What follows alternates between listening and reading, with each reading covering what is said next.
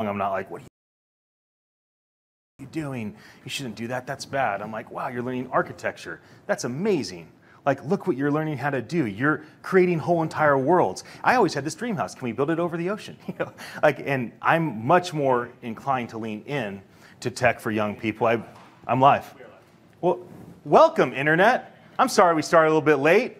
It's hard to pull this type of thing off. So we are here inside DocuSign's headquarters in San Francisco, and you were supposed to see the most amazing, beautiful Bay Bridge right behind us, but it is smoky. It is smoky unlike any time it's ever been. My family's lived here in San Francisco for 10 generations. So my ancestor, Lieutenant Moraga, founded the Presidio in 1776, founded the city of San Jose in 1777. I imagine some of my ancestors have seen smoke like this, but nobody I know has ever seen smoke like this ever. We had a bunch of people coming to this event from DocuSign, and this morning DocuSign sent an email out to their staff saying, don't come to work, work from home. So obviously we're navigating that. We're so happy to have you join us. We actually are live streaming this at host locations all across the world. So 10 different cities in California, 10 more cities across America, and 15 cities around the world. Some of these folks are live streaming and having networking events very, very late into the night or very early into the morning because they're excited about what I am excited about, and that is the future of voice. And so thank all of you for joining me. Thank you, everybody online, for joining me. I will try to give you some attention. I am grateful for your attention, and if you stay with us, we will inspire you. You will be educated, entertained, and hopefully have a moment of escapism, which is the same for all of you in the room. So today is about the future of voice. Where is voice going? Why does it matter? All these products we have on our phone, over 1 billion people have access to voice as an operating system through the consumer products like Siri and Alexa and Assistant and Bixby and Cortana. There's all the enterprise solutions that IBM Watson is doing and many other enterprise companies. There's all these products, right? The Facebook portal is a product unlike any I've seen so far in the market, or Google is coming out with new products, even without video cameras, just voice and screen alone. And there's all this energy towards security and privacy. Blockchain comes in and says, hey, we can provide more transparency, and there's all these different elements that are constantly emerging in voice. Why does it matter? Well, why it matters is that our culture, humanity, we started off with voice. We didn't have the remote control of our life in our pocket. We didn't have, you ever think to yourself that we went from a hot box that was big and loud with 10 fingers, and somehow the business world got us to go to a little tiny screen with 2 thumbs. And now we're going to be away from devices and back to voice. And of course, the hope is that as soon as possible, we'll have things like augmented reality on our glasses, right? I imagine a future where a pair of glasses like this don't just help me see far and don't just go dark when I'm outside, but that this is the computer of my phone, and that this is the microphone and the speaker and the camera, and that all my glasses, I have augmented reality. So it's not just speaking, but I have that Jarvis-like experience, right? I mean, we started watching Avengers and Iron Man 10 years ago, and you see Tony Stark, right? And you see all the stuff in front of his face. He's talking to Jarvis. Jarvis makes his life way better. Like, I want a Jarvis, right? We tried to find a virtual assistant. Like, no, that wasn't really like Jarvis. That was very different. That wasn't what I was hoping for. But that's what we long for. We long that technology can keep up with our thoughts. That maybe at the speed of speaking, maybe that's the first step toward us having an interaction with tech that allows us to automate our life, allows us to get things done, allows us to accomplish things that we just don't have time for. How often have you walked by something as beautiful as the Bay Bridge or walked on the Embarcadero and you've thought about your mom or you've thought about your niece? And if only you had the time and you weren't in a rush, if you could only speak to your glasses and say, while I walk, take a time lapse of this sunrise right now and send this time lapse to my mom, tell her I love her and that I'm thinking about her. While I walk, zoom in, there's a whale, zoom in on the whale. Take a slow-mo video of the whale coming up right now. You're talking to your glasses, this is what's happening, and you say, send that to my niece and tell her she's my little whale, or whatever it is that you do. That is the future. It's not that far away. And voice is not very sexy, okay? It just isn't. Like, and especially because we don't have the greatest experience ever, when we use it on our phones and our tablets, it's kind of lacking in the experience, right? But when we start to get more interactive with hardware, when we start to get more interactive with visual things, it will be a very different thing, and it will feel like the tipping point happens in a moment. And that's what we want to talk about today. I'm really here to learn, right? I mean, I'm obviously passionate about voice. It's what I've poured myself into for some time now. And I've built a whole team around seeing the boundaries of what can we do in the voice space. What does voice as an operating system look like? What does voice, where not just the machine is artificial intelligence, machine learning, but what happens when all of the teams that are working on voice, they can deploy artificial intelligence? What happens when we start to actually interact with augmented reality? And how do we drive toward that? And how do we do it collaboratively? You know, some of you in this room might feel like you're sitting next to a competitor. Some of you that are watching might feel like this room is filled with your competitors. Maybe you're here to find something out to use for your company. I would propose to you, there are no competitors in the voice landscape right now. That's like having competitors with email marketing in 1994. It's like having competitors in AdWords in 2001, or competitors on Twitter or YouTube in 2007. It just simply is not a reality. It's a fabric of your imagination. You are collaborators. You are here to complement one another, not to compete against each other, because a rising tide will raise all ships. It is far too early to go to war with each other. This is the time to do informal and formal partnerships. This is the time to license each other's technology. This is the time to encourage one another, to consult for one another, to refer one another to your network, because as we grow the voice industry, it's not just good for your bottom line or your top line revenue, it's good for your grandchildren and their grandchildren to come. Because this is humanity's best chance to interact with technology unless we can figure out a way to wire tech with our brain. Then we have to ask ourselves, do people really want that? I don't know. But I certainly know that people like to talk. I'm one of the favorite talkers. I love to talk, right? That's one reason why I have a microphone. But I'm not here to talk to you the whole time. I promise I'm about ready to bring up somebody else that has a voice, and I'm here to learn. So let me lay out the day for all of you. And again, for those that are tuning in online, let me just say thank you so much for your attention. And we are here to educate you, inspire you, give you, hopefully, a sense of escapism that you can forget all your worries just for a few hours as we enjoy this time. So let me set the agenda for you. For those that are in the room, you can go behind the cameras to grab coffee and drinks and use the restroom back there. And for those on the camera, I don't really even care what you're doing. You can be hanging out in your bathrobe for all I care. And the other thing is the agenda's been adjusted a bit. And partially that's because I want to be sensitive to the number of people that signed up online. I could have never fathomed that we'd have about 1,000 people sign up for the live stream. Like, I just was hoping I'd maybe get a couple people in each area. I didn't expect so many people to be like, I want to host a networking event. I want to live stream this. This is amazing. This is my world. This is my business. So because of that overwhelming response, we're not going to take the 2 10-minute breaks I originally anticipated. Rather, we're going to end a half hour early so that all of you have plenty of time to spend hour networking with each other, getting to know one another, hopefully talking about the things that stood out to you, and hopefully getting to interact with the speakers, right? Speakers are not coming in at 2:30 to speak at 2:40 and leaving at 3 o'clock. Speakers are sitting next to you. They're standing next to me. Like, they're here, they're available, they want to interact and get to know you. So let me lay out the agenda. My CEO at my company, Alex Farr, a friend, and to many, a hero, what he's already accomplished in tech and what he hopes to accomplish with our team. He will be our first keynote speaker. And he and I are going to sit down very informally and have a conversation. He does not know the questions I'm going to ask. I do not know the questions I'm going to ask. That's just how I roll. I don't have a script. I have no idea what I'm about to say. This is very exciting for me. It's like jumping out of an airplane. I don't know what's going to happen. But I think that's fun, right? It's organic. This is natural. I'm not here to put on a show to you or to perform for you. I'm here to keep you engaged and to create this environment.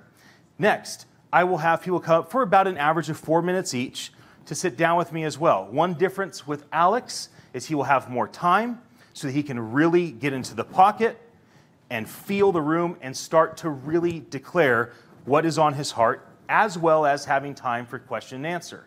Now, if the crowd does not ask questions, I will find creative ways to encourage you to do so. I'm fairly effective with that. So, when that is done, we will have many short segments, and throughout that time, you're welcome to raise your hand or throw something at me or take your phone and turn your light on and blind me and get my attention so we can take questions throughout the time. As we get toward a close, my friend Eric from Microsoft, who works on some very exciting tech with the Cortana team and their global innovation department, will be doing the final keynote with us. I'm very grateful that he was able to take the time to come, because the enterprise developments that they're doing with his team is the future. It's the stuff that we're dreaming about 18 months out that's already happening right now. So that's the agenda for today. Before I bring Alex up, does anybody have any initial questions for me? Well, I'm so glad to have you here. For those that are online, we are live streaming to so many pages, I don't even know the number. The main page, for those that don't know, is facebook.com/WMVAI. WMVAI. And that is the Facebook page. On there, if you want to send that to people, you can. We will be fielding questions from that audience. If you don't really want to raise your hand, stand up, ask a question, stand out, no big deal. Go to facebook.com, Womvi, turn your volume off your phone. By the way, silence your phones, please, out of respect for everybody's attention. Go on there, and you can post your question right inside the comments. My team will field those questions, and from time to time, they'll let me know what those questions are. All right, well, we are going to get started then. I would like to bring up my friend and the CEO of our company, Alex Farr. Alex, please come and join me. Take a seat right here.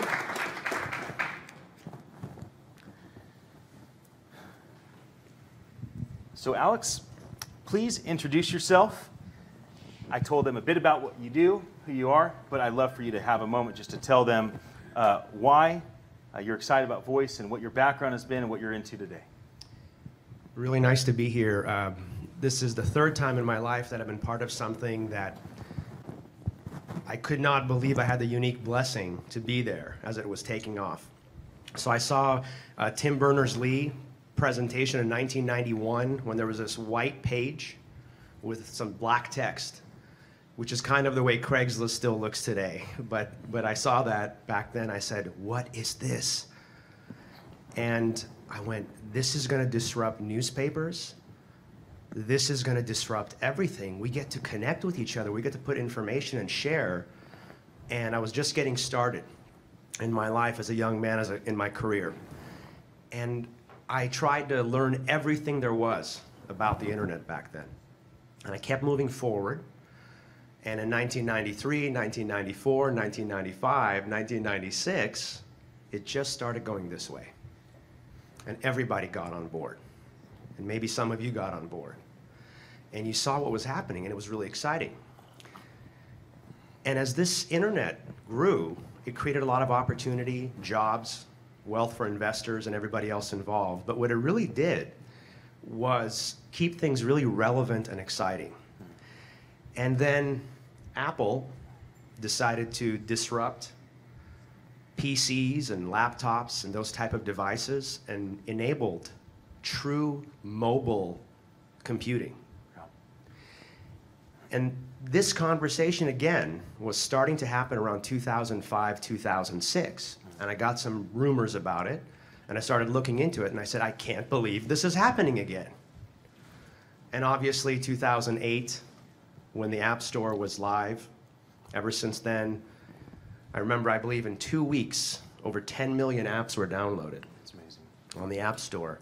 And I said, I cannot believe I'm going through this again. So 2014, I heard about voice devices being live. And I said, I cannot believe this is happening again. And what I noticed with voice that's really exciting is finally we get to have a conversation with our computers, with our devices, and soon with the thin air. I'm not going to sit here and pontificate about what that device is going to be. or what that entity is going to be. But the opportunity for all of you listening to this, if you're entrepreneurs, if you're engineers, if you're at a big company looking to spearhead a division within that company and champion that within your company, this is it, guys. This is the third time it's happening in my lifetime. And voice is the bridge. It's point A to point B. A is something you want.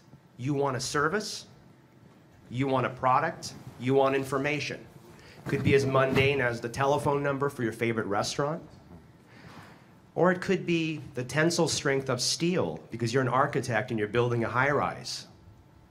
And you need to understand exactly what type of steel you need from which manufacturer, from which country. You might have a list of 20 different things you're asking your computer. My CSO, Rob Leuenberger, and I were talking right before I got up here. And he gave me a really nice case study. He goes, right now, if you were planning your vacation, you'd have to get online and find out if that hotel has child beds or cribs, or if it's in a noisy part of town, or if it's in a safe part of town, or what it's next to. You might spend an hour and a half looking for that hotel. And while the websites are real pretty and informative, it takes you a long, long time. So you have experts, domain experts you go to. You read all these reviews. And again, an hour and a half later, you may or may not have the hotel of your choice. Imagine getting that information in 30 seconds. What if there was a software out there that could go from point A to point B and get you exactly what you needed? That software probably is going to be built by the big boys. It's not going to be built by a nimble startup. Right. But what we're doing, and what's really exciting, and what the people that I've shared our presentations with are really jumping up and down over, is we're enabling every single person who owns a website. It's about 1.8 billion websites out there.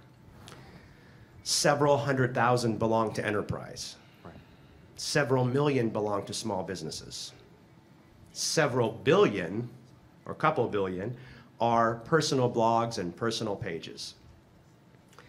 But what's exciting for enterprise and small business and organizations, universities, large nonprofits or small, is they need to be on voice devices. Because if you're not on a voice device, your content, it doesn't exist. Right. So if it doesn't exist, you don't exist. Right. And that's a problem. Gartner came out and said roughly about 30% of all activity is going to be voice activity by 2020 and climbing. I remember when the statistics came out about mobile, my background is I've developed many of the websites that many of you use every day. My team and I of engineers, that's what we did for over 20 years. And we were sent into startups, big companies. Some of the startups were kind enough to give us preferred stocks, and we were there to see them grow. We grew with them. We were honored to be there. And the big companies really gave us the framework and large engineering teams to pull off some of these audacious projects. And I've been an engineer my whole life. And I've been a programmer my whole life. And our company, we're an engineering company. That's what we do.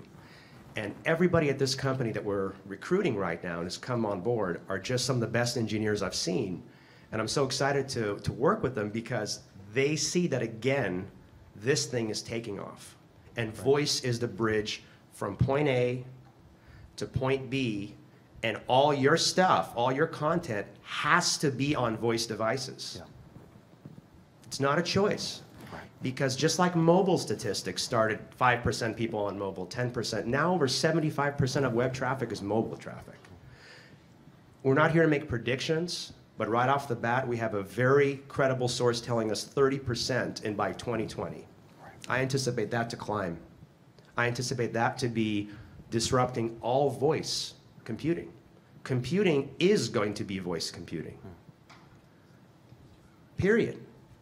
And if you're a startup or you're an investor or you're out there thinking about, well, what's in it for you? What's in it for me? How do I benefit from this? If you're an investor, pay attention to the decks that are going to be sent to you by these companies. Yeah. Because it's like the internet in 1993 or 1994.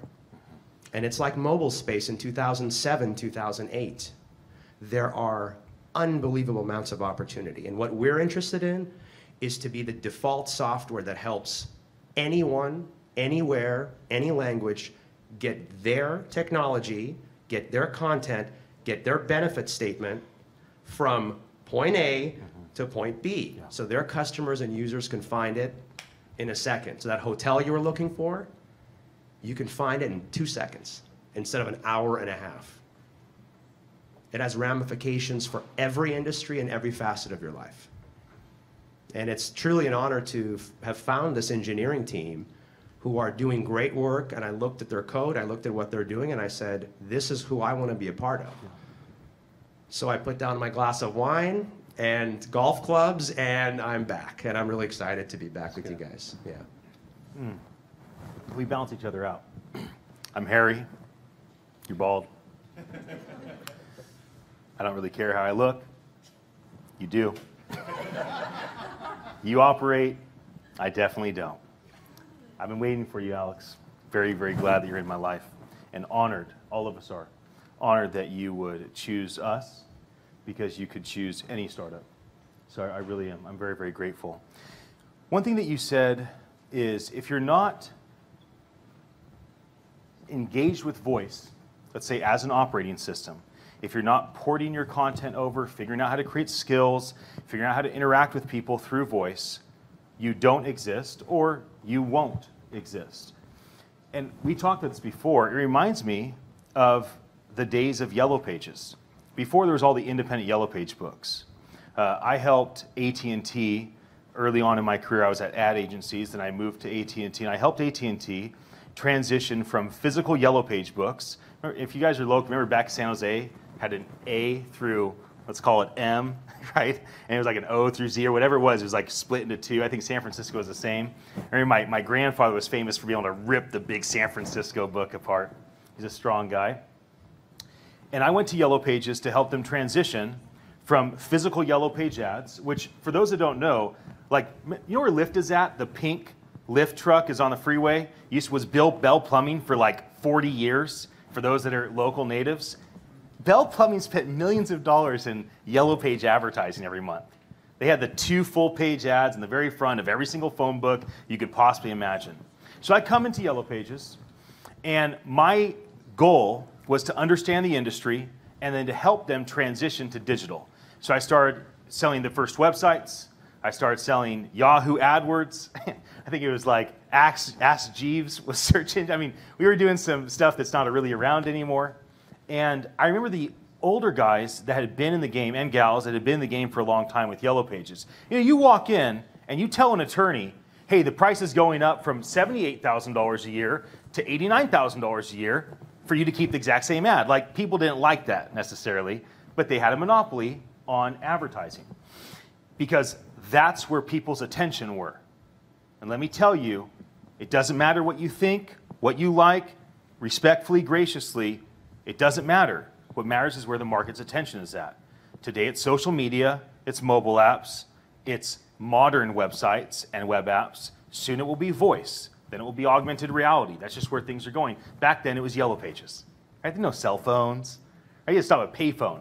And I remember the guys would tell me back in the day what they would do is if somebody gave them attitude, they would rip the Yellow Page right out of the book. And they'd say, you don't exist. And they'd walk out the door. And these attorneys are running out. They're yelling at him. They're cussing. I'm going to sue you. But everything, always the same thing happened. All right, I'll pay them extra money. This is a monopoly. That already was manifested in our culture 25 years ago. When if you're not here, you don't exist. It is very reasonable to say that if you don't have a strategy that is executed well on all devices, not every phone, I mean all voice devices, all voice software platforms, if you are not executing well in the near future, people will just not know about you. You will just simply not have their attention anymore. And wherever you're putting your money, your energy, your time, your resources to get people's attention today, especially if it's old school, print, TV, banner ads, which really are not a bargain. That's a nice way of saying it. But even all the things that are a bargain today, Facebook ads, Instagram influencers, Instagram stories, telling narratives, making documentaries and getting the world's attention, those things that work today, they will work less and less as we become less device focused. I'd love to hear your thoughts on that. Well, what's really interesting, what you're saying is, look what we're doing for Amazon, for Microsoft, for Google, for Samsung. These companies are really relying on these voice devices to be a big market driver and create a new market. That's what these companies do. They create markets and opportunities for the rest of us, and we're very grateful to them for that. We are trying to make it easier for every single human being to bring their content to their devices. What does that mean to those companies? We are adding value to these devices. We're making these devices more relevant. When the device is indispensable, people would rather spend money on their cell phone plan bill at the end of the month than sometimes their health care. Well, the reason I share that is because voice devices are so easy to work with as long as the content is easy for them to find. If your content is easy to find, that's what we're doing, then you can actually make and add value for the biggest companies in the world that have created this opportunity for us, for which we're very grateful. And then it creates all these opportunities for nimble startups to come in there and say, I want to solve that. I want to solve this. I want to add value here. This is my niche. And I respect that. And I love point solutions. And there's going to be plenty of point solutions. I've had a chance to sit down with a few startups in the last couple of weeks. I haven't even told you, Ian. And I'm seeing some of the point solutions that are coming, and I'm going, this is unbelievable. And we love point solutions. There's plenty of market for that. But what we're really interested in is the whole thing. We want the whole thing. We want to be useful to everybody. And this software that we've built hopefully can do that. Can make the devices more relevant, can make your lives better and easier. You can find that hotel you want in 1 second or whatever business question you have in 2 seconds. And then the device companies are happy. The search companies are happy. The hardware manufacturers are happy. If we can add value to that supply chain, point A to point B, then we can all win together. That's good. We're going to transition to take some questions. So I'm going to start with one question from the audience, and then I'm just going to kind of tune in off and on to the Facebook feed. So I'm going to give the crowd 3 seconds to ask a question, or I'm going to have one of my friends ask a question. Yes. Please stand up, say your name, where you're from, let us know who you are so we can interact with you afterwards, and ask the question, please. Loud. I'm Anthony. I'm from Pleasanton, and I'm just a retail investor. Great. Welcome, Anthony. Thank you. So you mentioned that you're making our lives easier with your software, but how often when you do creating a company and with the pipeline of developing your software, do you think of protecting consumers' data? Like example is you might be trading like our data for just your way of access for information, making lives easier, but how often do you protect that? It's a great question. 2 nights ago, Sorry, could you reiterate his question? Sure. Thank you so much. The question was, as we're building this software that brings things from point A to point B and makes everyone's lives easier, are we trading off for privacy and data management and the consumer's identity? And are we just throwing them at the wind and forgetting about them while we're on this big mission?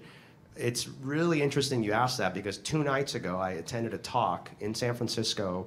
And for me, it was a really illuminating talk. I knew the gentleman that had come, and I'm going to be bringing him to our company to talk as well. There is a movement about humane technology and ethical technology. And this was spearheaded by many companies, but one company recently that really took serious note here and actually hired a chief evangelist just for this was Google. And they're coming out, and they have all of our data, or many people's data, so they have a tremendous amount of power. What we're doing is not in any way intrusive in your lives. So while that question I really honor and respect, what we're doing is actually outside of that. We are trying to bring public domain information that's readily available on your existing websites that you've chosen to share with the whole world about your business and about your industry. And if you're a nonprofit or you're a university or you're an organization that's not in business, you already have those things online. Yeah. All our software does is help people find it. So there is no personal privacy issues with us, similar to some of the examples that I gave. Those people have deep information about you and your personal lives. We're just trying to make your website be searchable by the 50 million voice devices that have already been sold and the billion that will be sold. Yeah. And those things you're already sharing with the world now. That's good. For those that are watching online, please post your questions to the live video at facebook.com/WMVAI. I'm getting lots of hearts and cute little emojis, which I deeply appreciate. Thank you for your encouragement. I'm glad you're there. I want your questions. Yes, sir. Hi, my name is Joe. I work for a venture capital firm called D&A Partners. Welcome. We're a seed investment firm. We invest in the United States and China. Today, I'd like to discuss the notion of operating systems, which is the discussion today, and how does the company Nuance fit into what the definition of operating system is for voice? That's great. I've known of Nuance for a long time, and they're good friends of mine. And I remember their first iteration of the software when it was a software. And I looked at this and I went, this is incredible. This is fantastic. And they were incredibly helpful. And obviously, as they've grown in their patents and their numerous achievements that they have had in the industry, they were pioneers. They are pioneers. For us, Voice OS, you're the OS. We're not trying to be a name that gets in front of you and the information you need. We're not a paywall. We are going to enterprise. We are going directly to businesses and organizations who are so hungry for what we have, which is, can you help me automatically get my stuff onto these voice devices without me spending millions of dollars again? I just did this for my app. I just did this 5 years ago. Now you want me to do it again? So the OS is the ease. We are not a paywall. We are not getting in your way. What Nuance has done so well was taken by Google and infinitely multiplied. All we're doing is helping individual business owners and website owners and content owners to be able to say, I can now benefit from this in an automatic way. I'm not just interested in point solutions. I'm not just interested in one-on-one engagements with enterprise. We value that. We have several in our pipeline right now as point of concept and proof of concept that we're doing. That is not the type of engagement I want. I don't want to sell a piece of software, you use it one time. This is the fabric. This is the highway we're trying to build from New York to San Francisco. We're trying to build this highway for everybody to drive their own cars. We get out of your way. That's good. I would welcome you to give input on your question if you'd like. So if you wanted to say something about your question, please stand up and go ahead and do that. Obviously, brevity is very important. Thank you. Yes, in my question I stated, for today's dialogue, the operating system of Nuance. And I'm not technical, but majority of the technical people have shared with me that the majority of the 5 voice technology companies that are on top of the Nuance operating system. So again, for brevity, today, majority of them. Today, the definition of operating system today and the discussion of Nuance, not necessarily for your company. You have to understand where this industry is right now. there's an article that just recently came out, and we all looked at it last night, if you remember, Ian. Yeah. It said there are XYZ amount of websites in this world, and that number was just a tad under 2 billion. And the other follow-up conversation was none of them are on a voice operating system. Right. These are huge statements for a journalist to make. Enterprise does have some voice strategy. They want to do voice chats and voice bots within buying experiences. So to your question, there are some point solutions that are benefiting from a relationship with that entity. But most people in this room, ask yourself, if you wanted to get questions answered, enterprise isn't there. You still have to spend a tremendous amount of time researching and being your own person, your own research analyst. You have to go find all this stuff. The voice OS for us is taking your content and making it useful, not just building upon somebody else's framework, which is what they're doing. Yeah. For us, it's how do we make your content more searchable? The schema that we're building is going to be so of use to Google and all these other companies, because we get to actually talk to them directly. You, through our software, get to talk directly, and it's not an enterprise relationship. A mom and pop could do this just like that. Yeah, that's good. Automatically. Totally different than what they're doing. That's great. Yes, sir. Please stand up, state your name, remind us where you're from. Sure. Roger Kibbe. And we're going to bring you a microphone, actually, so the internet can hear you. Hi, Roger Kibbe from Walnut Creek, California, and I do independent consulting around voice. And I'm wondering what you do with I'll call it the content problem. So let's say I'm a retailer, and I have this beautifully crafted 2 to 3 paragraph description of the product. You know, if I just take that description and put it on and use it for voice, it's going to drone on and on and on. And so there's this real content problem where what's been for the written word can be long. Voice needs to be short and it's good. And to the point. Yeah, that's the fabric of our company. So in fact, not too long ago, we had this discussion internally, and one of the gentlemen that works with us, Ryan, he said to me, he goes, what we're doing is essentially doing the Twitter model. We're enabling businesses in a few characters or less to be able to communicate with their customers. Mm-hmm.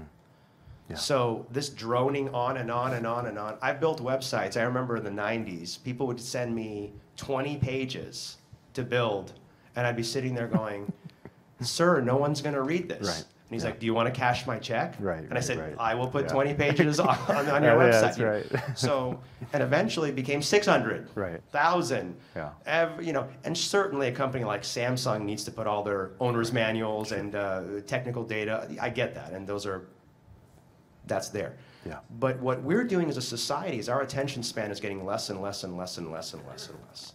Yeah. It's not going to magically go more.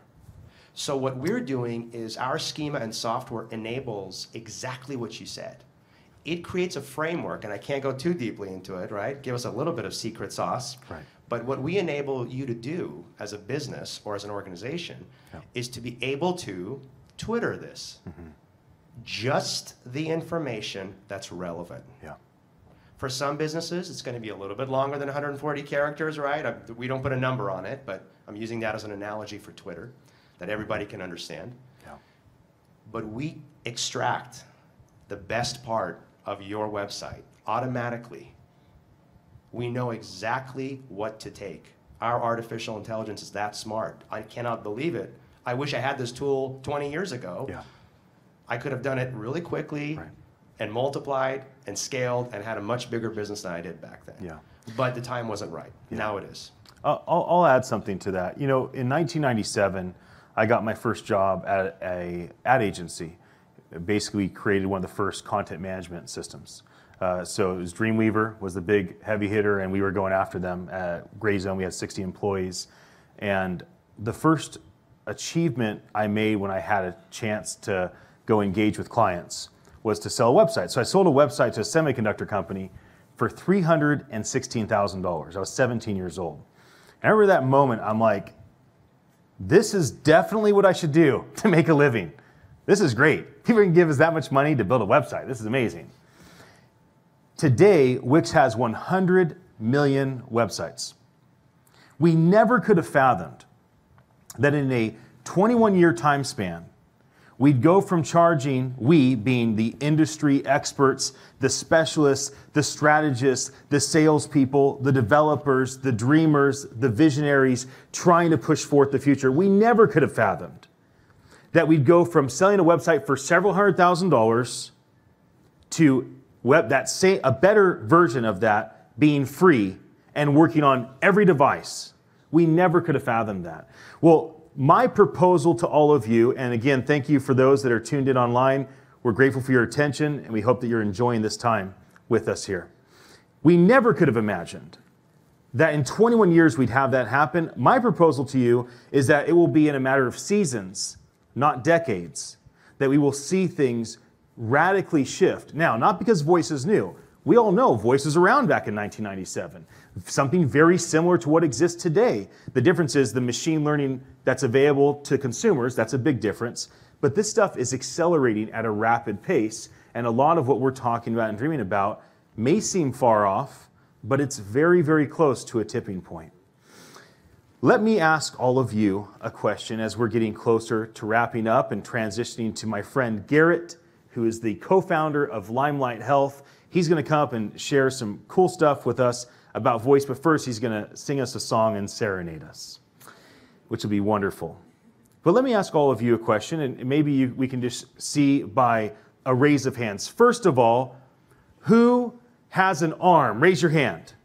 All right. So that's a good start. So I got about half the room to raise their hand. So now I know kind of who's hesitant. What are you most excited about? If it's the consumer application for voice, your personal experience, then raise your hand. If it's the business application, leave your hand down. Raise your hand if you're most excited about your experience, your kids, your grandkids, your parents, the consumer experience with voice. Raise your hand. Okay, so let's assume some of you are shy, less than half the room still. That's very interesting. So for those that are developers online, this crowd right here, they're interested in business applications. That's very important for us to take notice of. I'd like to take another question from the crowd. We're about out of time for questions, so please be assertive and stand up, and we'll bring you a microphone. Yes, sir, please stand up, bring you a microphone, tell us who you are, where you're from. Hi there, my name is Kevin. I'm from San Diego, California, and I'm a UI UX designer. My question is about voice design. It's a brand new field, basically, and a lot of people are entering it. And from my understanding, one of the biggest points of entering the field is people aren't convinced that there's going to be a, like, how are we describing it earlier? There was a... There's the personality behind voice is off-putting to people because there are privacy concerns. There are, like an ominous God feature to it where you don't want to give it all your questions and give it all, have them give you your answers. I guess my question really is, like, what's the future of voice design, and what's the future of people warming up to the idea of communicating to a robot in your guys' perspective? Does that make sense? It does. We're already communicating with robots. I'm a UI guy too, so that's how I got my start. Yeah. And I still do. I'm involved with every aspect of UI because it's just my love, and I love doing it. It's fun for me. So it's a great question. We already are interacting with robots, so to speak. These adjectives, these nouns, these words that we throw out, right? A robot. There's a little bit of a pejorative intent when we throw out these words, like it's a bad thing. And if it makes my life better, if it makes my family's life better, if it makes your life better, and it makes your family's life better, then maybe it's not such a bad thing. Now, I'm not one of those people that is pro this or I'm against that. I'm not a polarizing figure. I'm a person who finds the middle ground. Like, what's the benefit here for us? And I focus on that. And then I understand what doesn't work for me, and I just reject that. I don't want that. I don't go there. So in terms of a robot, that, like you say, let's look at it this way. Voice UI is really interesting and sexy right now. Really interesting. So for your career, where you are, my goodness, it's unbelievable. You're the front lines. You get to create the schema. Imagine that. It's really good to hear. Yeah, so you are a visionary. So if you're any coders out there that are, and I know many are, programmers and developers, I cannot pump you up more. There's nothing for me to say. Look at the common sense. This is the beginning of this. You get to create the schema. What you're doing is the fabric of what we're doing in the entire internet. So 2001 was the first time there was anything like a responsive website, and Audi.com was the first people to do it. 2001. 8.5, 9 years later, it started to be more ubiquitous. It got taken to the next level. That's good. What happened in 2001 was nothing like what happened in 2010. And now responsive web design, as you know, is just what you do. Standard, yeah. So if I were to throw out a number based on my experience, it's just one man's experience, is this. We're right around 2007, 2008 for responsive. In terms of right? So you have about a year or two to figure this out before somebody else does. So get excited and do it. And win. I like all of the UI UX designers to stand up. So along with you, is there anybody else in the room that is a designer, UI UX, graphic designer? Anybody else? Stand up. I want to call you out because I want you to understand something. There's not a leader right now. There's not a Johnny Ives. Do you get that? Nobody has set the tone or been the forerunner in this. A lot of people have tried. They are trying. There's teams. There's brilliant people. But anybody can emerge as the thought leader, as the forerunner, as the person that sets the tone for how billions of people interact. So for those that are watching that are designers, I challenge you and I encourage you to take advantage of this moment. It's a once-in-a-lifetime opportunity. I just want to say that before we transition to music. You guys can take a seat. Alex, thanks, you. Man. Any final words? I'm just honored to be with your team. And we're honored to have you. Yeah, and all the people that are coming aboard one by one, I'm just pretty impressed with these resumes. I'm very grateful to be a part of this company. Yeah, we are too. Okay, I'm going to call Garrett up.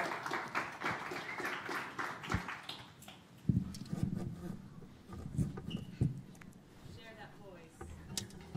Thank you for coming.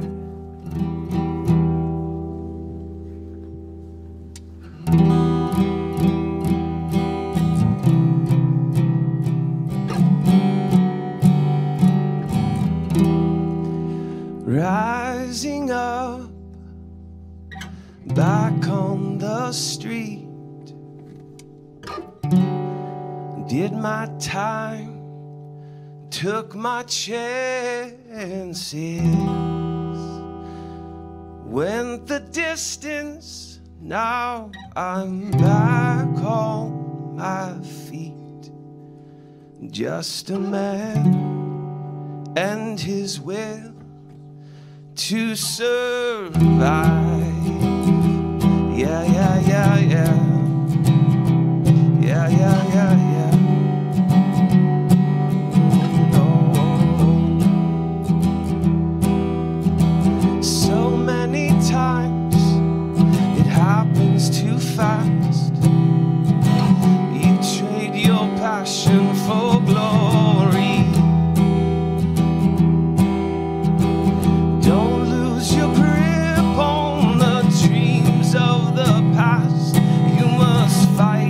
Just to keep them alive. It's the eye of the tiger, it's the thrill of the fight, rising up to the challenge of our rival. And the last known survivor stalks his prey in the night, and he's watching us all with the eye.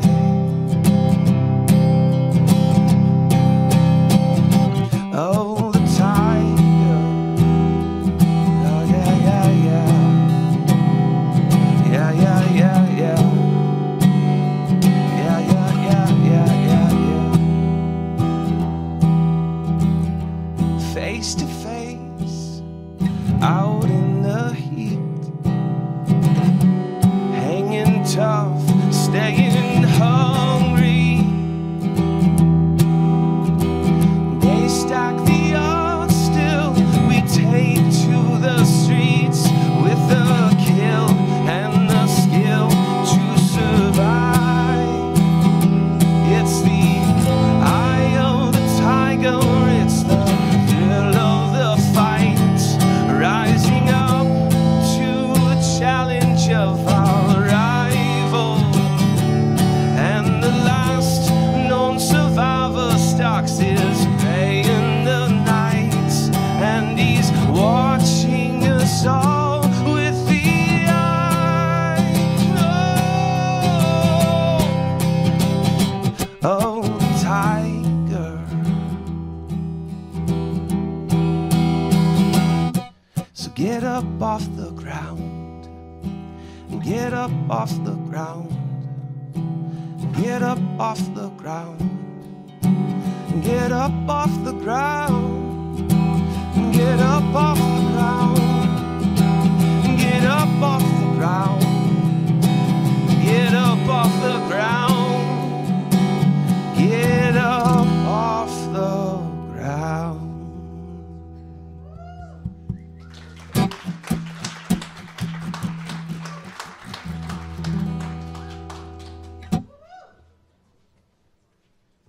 So much, Garrett. Why don't you come take a seat with me?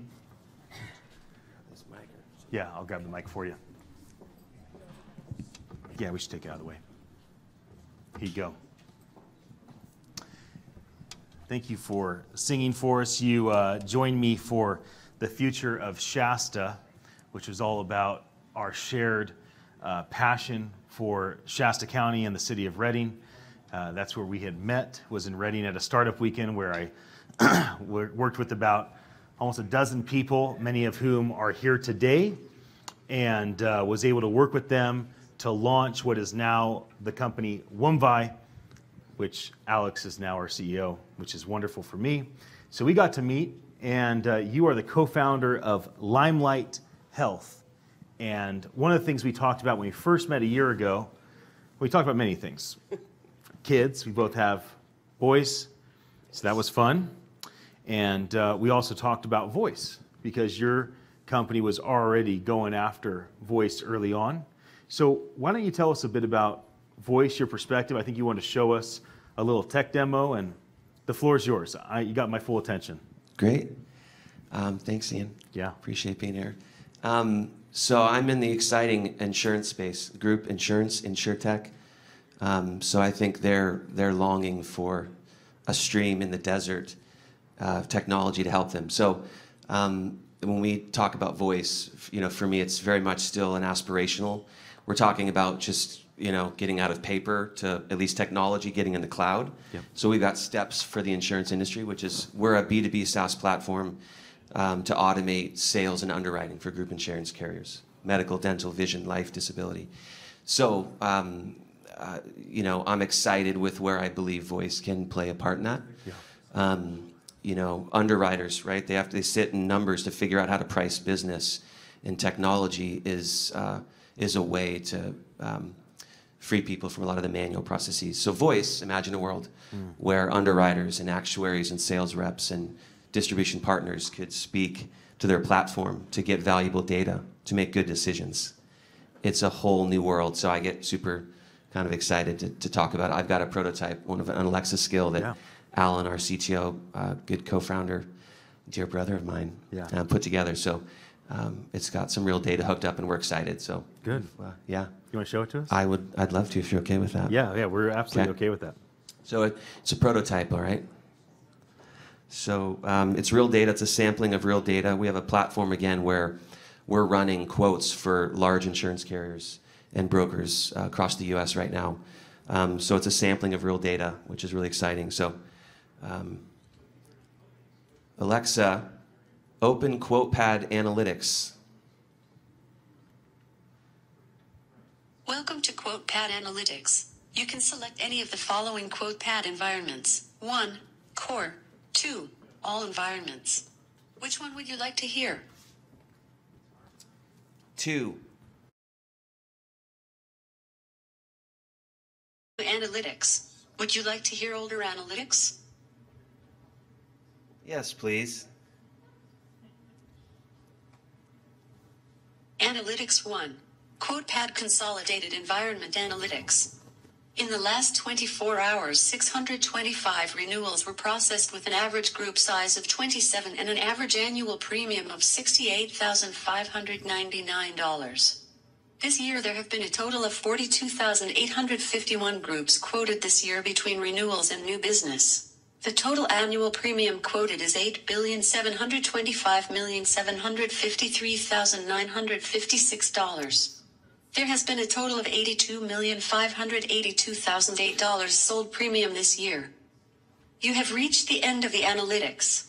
You can choose any other environment, or restart the analytics. Oh, we're good, Alexa. Appreciate that. And is that analytics on your company? Yeah, it's a sampling of our platform. Okay, so I think a lot of people are wondering, are you guys raising money? We're actually... I'm just playing. You're talking billions of dollars. We're closing a C round, actually, in the next few weeks. So we're oversubscribed, but if you'd like to join, feel welcome to talk to me after. Good. Let's talk a bit about voice. We both have children. We both talk a lot about heritage and legacy. That's a big thing that we've really bonded on. The next people that are coming up is your son, that's 15, and his friend, Griffin, that's also 15, who have been with us kind of as interns for the last year, helping us with market research, actually telling us what people want, because we're not necessarily as native to voice as they are. Let's talk a bit about legacy. What are you hoping to see voice do for your children, their children? Let's kind of stay in that range the next couple decades. Well, I'm excited to, for my son, I've got a 17-year-old too, my daughter's 12, so exposing them to this conversation, I think, is really important, to collaborate together with them and to enter into their world, meet them where they're at. So when we think long-term, I think it's a wide open landscape. I've yet to fully wrap my head around where we might be in 10 to 20 years. Yeah. But I'm confident in my son and my children and their friends to figure it out, and we'll support them and hand off the torch. Yeah. So, how do you think parenting will be different in 15 years when your kids start having children, based on the way people will likely deal with technology, interact through voice? Wow, that's a big question. I don't know. I honestly, I'm transitioning to a new phase where my kids are all pretty much self-sufficient. So, I'd ask you to open up the dialogue, and I'd probably bounce off you my thoughts. Well, I think parenting is going to be different in that we're going to have a much quicker way to engage with each other, and we're going to have a lot more transparency. Both privacy and security will rise, but also diminish. There won't be secrets in the same way that there is today. There'll be a lot more knowing and a lot more light, a lot less darkness, not just because of voice alone, but because of where all things in tech are going. So I do think it's going to impact our kids' parenting. I think they'll be able to communicate more easily, not just with tech, but with people. Yeah. And I think we'll have a lot more knowledge to parent well. So let's go back to business. A lot of what you do is strategy and sales for Limelight Health, going after the right partners, the right clients. So talk to me about how you see voice changing things quickly. Like right now, having analytics, you're in your car, you say it, it reads it all to you, you don't have to read anything. And how about in the next season or two or year? Like, talk to me a bit about business application. Yeah. So again, we're B2B attempting to, in the group insurance world, right? The problem without technology is you can't be present with employers and make good decisions, or with employees. So the value of voice, it's a workflow with different users involved in this process. So to leverage voice to say, hey, how many renewals coming up, which groups are at risk, and you've got voice telling you and you're on the fly, that is allowing you to focus on what you need to in the group space. So I think it's going to help the workflow and make it a much more enjoyable, where we don't have half of the people leaving the insurance industry. It needs to be revitalized, I think, and reimagined. It's good. So it's good. And we're excited, and we're telling that vision because we think it's coming. Great. Here's your market research moment. You have a question for the crowd. How do you guys think voice could be leveraged into group insurance? I mean, a lot of you probably have insurance. So what would be a good experience for you from your perspective for voice to be leveraged in the ecosystem, the world of group health insurance or dental, vision, life? This is your chance to affect products that Limelight Health and their other peers can create. Please, in the back. Yes, ma'am. I'm going through open enrollment now, and isn't that fun? Comparing all different kinds of plans and what they offer and the costs. It's really overwhelming. So I don't know how you would get there, but that is what I would love to see, some way that's easier. It's great. Thank you so much for sharing that. I saw another hand right here. Did you want to share something? Sure. Thank you. Let's say you're already enrolled in the plan, and you want to find a doctor who takes your insurance. But not only find a doctor who takes the insurance, but also based on the reviews, their ethics, the quality of work, and you want a specific thing done, and that's something could narrow down for you.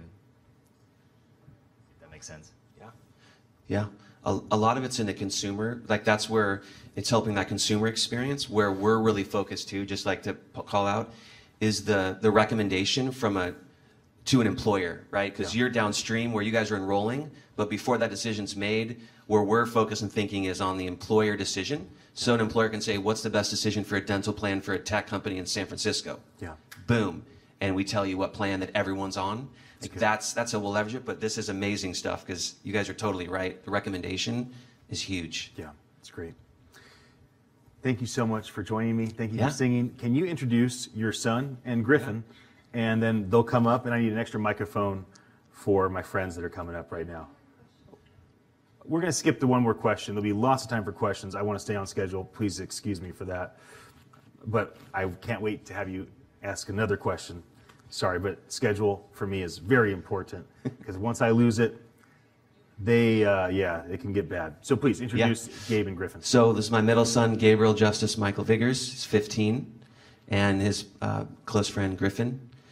And I've done a number of startups with Gabe, Justice Bow's bow tie company, and he's had the honor to hang out with you and learn more about technology and voice. So it's been fun. Yeah, it's been a blast. All right, guys, come on up. I'm glad you're here. Okay, so this is your chance to affect the voice industry. You are the only people under 20 that will be interviewed today, and I anticipate that these next 3 to 5 minutes will go down in history as long as you guys show up. Are you ready to show up? Yes. Because people are ready to listen. Okay, so tell us how you use voice right now. Each of you fire off 15 to 45 seconds. How do you use voice right now today? Okay, so when I have something to write at school or something, I voice type. I know we're not allowed to do that, but I do that a lot. Like I speak into the Google Docs, and it does whatever I want. I say comma, it adds a comma, everything autocorrects. Everything's a beautiful thing to use. It's awesome. Saves a lot of time. I do that a lot. That's great. Mm-hmm. How else do you use it? We talked about studying for school, mathematics, research. Talk a bit about that. I have an Alexa. I have one of those, and you just ask it a question. Bam, answer for homework done. It's awesome. Next question. Ask Alexa. Bam. Next one. That's beautiful. Moving on. All right, Griffin, talk to us about how you use voice. I use it in most of the same ways as Gabe. I set my alarm every morning using my Alexa. I use it to remind me to do my homework, my chores, and things like that. Does Alexa ever randomly tell you what an amazingly manly voice you have? No. We talked about ordering products or flash briefings on brands. So why don't you guys talk to us a bit about, like, what's your experience with flash briefings? Why do you sign up, and why do you get rid of them when they don't give you value? I think the closest thing I have to a flash briefing would probably be the Snapchat, and you can subscribe to their little things, and that's how I get a lot of mine. It's because it's very simple. You just click, tap through, and I think you could do that through voice as well. Awesome. I use a flash briefing in the morning to get the weather and like news stories that come through and daily facts like that. That's great. We met about a year ago at the Startup Weekend. I came to do kind of an inspirational talk. Then I pitched the idea for what is today Wumvi. The two of you, along with another dozen or so people, that many of them are still with us now, joined us. You guys have helped us with market research, and it's been a joy to have you involved because so much that you've taught us. And let me say that right now to the live audience, all around the world, and to everybody sitting here. There's so much you can learn from the younger generation. I'm not talking about just your niece and your nephew or your kids that may not be as connected. Find young people, guys and gals, that you can honor and respect, to humble yourself, to learn from them. Because they will make you and your product and your services and your customers' experiences way better because they actually know how to use the stuff, because they talk to Google Docs and everything is done automatically and you don't. So they actually know how this stuff works and what is needed. What product or products would you like this room and the folks online to be working on and creating? What do you wish existed right now? I would say I would want something to, like, say if I wanted to tweet something, but I didn't want to take the time out of my day to go through Twitter and type it. So I could just ask, like, hey, Alexa, tweet this, and it would search it up, put it on my Twitter. That's great. Does anybody know of a skill on, or a Google Assistant or anything like that that does that right now? If you do, tell us. Yes? Yeah, you can do an IFTD button with Google Assistant, or Siri shortcut can do that. You can just tweet. You can even speak if your voice gets translated into dictation, and then you can automatically tweet. And in fact, you can post across multiple social channels at one time. It's great. So for those that could not hear your voice, let me just reiterate. What you can do is create a Siri shortcut, or Google Assistant has their own shortcut thing. It's applet. And then there's the if this then that setup. Right. So there are ways to hack it right now. The question is Twitter going to create that? Regardless, does somebody have the ability just to hack together a system where it's very simple and you have it in your thing, you say, hey Siri, do this. So that's one thing. How about you? Anything that you'd like to have exist that you're waiting for somebody to create? I like what he was saying, but then maybe something, if I set reminders on my phone, but if you could verbally set, I know you can just, like, hey Siri, set a reminder, but a lot of the times I would get mixed up between AM and PM, and then it'll remind me at 2 a.m. to do my homework. I don't want to do my homework at 2 a.m. I'm sleeping. Like, cause that just doesn't go through my brain when I do that kind of stuff. Like, awesome. Yeah. Awesome. Does anybody have a question? You got to stand up right now and ask. Okay, stand up right now. Ask the question quickly because we are going to transition to the next person. Although I could talk with you guys for hours. Go ahead. Say it real loud. How's it going? Another UI question, I guess. How do you guys feel about talking to Alexa at Google Home? Is it like kind of at your level of like complexion, or is it like, because I've heard from people that Alexa and Google Home sound like too far off, too different from their vernacular. So how does that relate to you guys and your friends? Let me reiterate it. So that, how do you feel talking to voice operating system devices, whether it's Alexa or Assistant? How does it feel for you right now? Go ahead. Honestly, it's pretty comfortable because, like, they get what I'm saying, and so if I say, like, play a certain song, it will play that song that I need. If I need to set an alarm, a reminder, put something on my calendar, it will get that done for me. But a lot of kids, they don't like to use it because they just don't want to take, well, that's lazy, but they don't want to take the time another day to say, oh, hey Alexa, please do this or that or that. But when we've been working on with an Alexa, it's been a lot more comfortable. That's great. You want to answer that question before we wrap up? I have to say, yeah, it's pretty comfortable. I don't think the vernacular is that different. I understand it well. It says whatever it says back when it understands whatever I do. I don't think, like, if it would be better if it was like a real human voice, but other than that, it's nice. Great. I know that more have questions, but I have to transition to the next person. We'll have lots of time for questions. I would encourage those in this room to do a couple of things. One, I encourage you to grab Gabe and or Griffin and to engage with them, because you can learn more from them than most anybody else in this room, and more than most young people, because they've been with us for a year. right? So they're not just random kids that use the tool. They're part of our team. They understand what we're doing, where we're driving, and they have a totally different worldview and framework by which we're going toward. You can learn a lot. Second, I would encourage you to, engage with them in their world. Like, let them do an Instagram story with you. Let them do a Snapchat story with you. Let them engage with you in the way that they engage with the world, and come and see what's it like for them, not just with voice devices, but with communication, because that's where we're going. You're setting the tone, and I am very, very grateful that we get to run together. Thanks for joining me, and I'd like to call up Whitney as our next guest.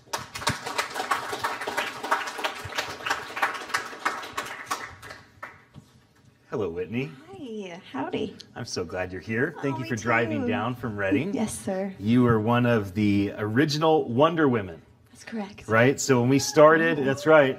It's here for all the Wonder Women in the room, those that know it and those that don't. When we started a year ago and we all met each other, there were the Wonder Women, the Mighty Men, and the young guys. They were the Valiant Voices. I like to brand people. So it seems to work. So, Our men are very mighty. Yes. Yeah, and we're pretty wonderful. You are. Yeah. So tell us a bit about what drew you, because your background is art, creativity, dance. You run a dance company in Reading. And what drew you to even go to a startup weekend? What drew you, of all things, to jump into a team that was going to run after, voice a year ago when it still was earlier than today? Like, give us a little background. Okay. That's fun. Startup weekend. I think that it's just super, super important to be a learner for the rest of our lives. I think everyone in here is a good example of that. And being a small business owner, I just needed to learn. So I was going to be around much bigger people than me.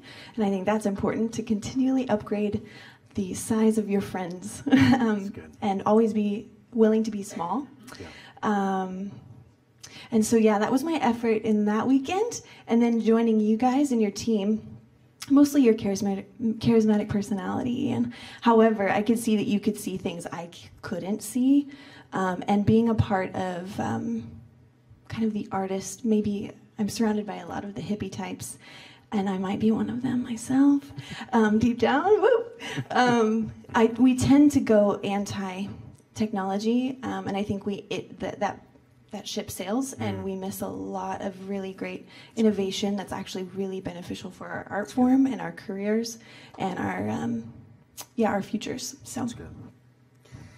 For one thing that you and I talked about earlier today is, like, if Alexa could sing, if Assistant could dance, like, what would that look like? We even grabbed Siri and we're like, "Hey Siri, can you sing us a song?" She's shy right now. She's very shy. She didn't want to do it. We asked her to dance for us. She said, "Absolutely not. I'm not moving my feet." But does voice have a personality? Does voice have emotion? Can voice, talk to us about that as an artist? Yeah, I was hoping Siri would sing for me, because then I would dance for you guys. Oh, but that'd be so too bad. bad. I know. Oh, Alexa sings? Okay. I do have Alexa. I'm almost willing to try it. Oh my gosh. I will say, I think one thing that is available to us now, but it's going to get better and better, is just the ability, like as a choreographer, for example, the task of finishing, I'm in a creative flow, I'm in a creative zone, and I have to stop right now. I'm thinking about the formations, I'm thinking about everyone in the space, but I have to stop and go to the back of the room and turn off the song, and then come back to the front of the room and think about, so if I can just go, boom, hey, stop here, go back to 30 seconds. If I can just be in my flow, that kind of efficiency for me is really, really wonderful. That's something that would be really wonderful in voice if it's a little bit more automated and a little more accessible to artist types. I think the music thing in Alexa and everything, that's a wonderful feature, but I think efficiency in general is what I'm really attracted to. I'm a mover. Talk to us a bit about efficiency and how you see that being implemented through voice.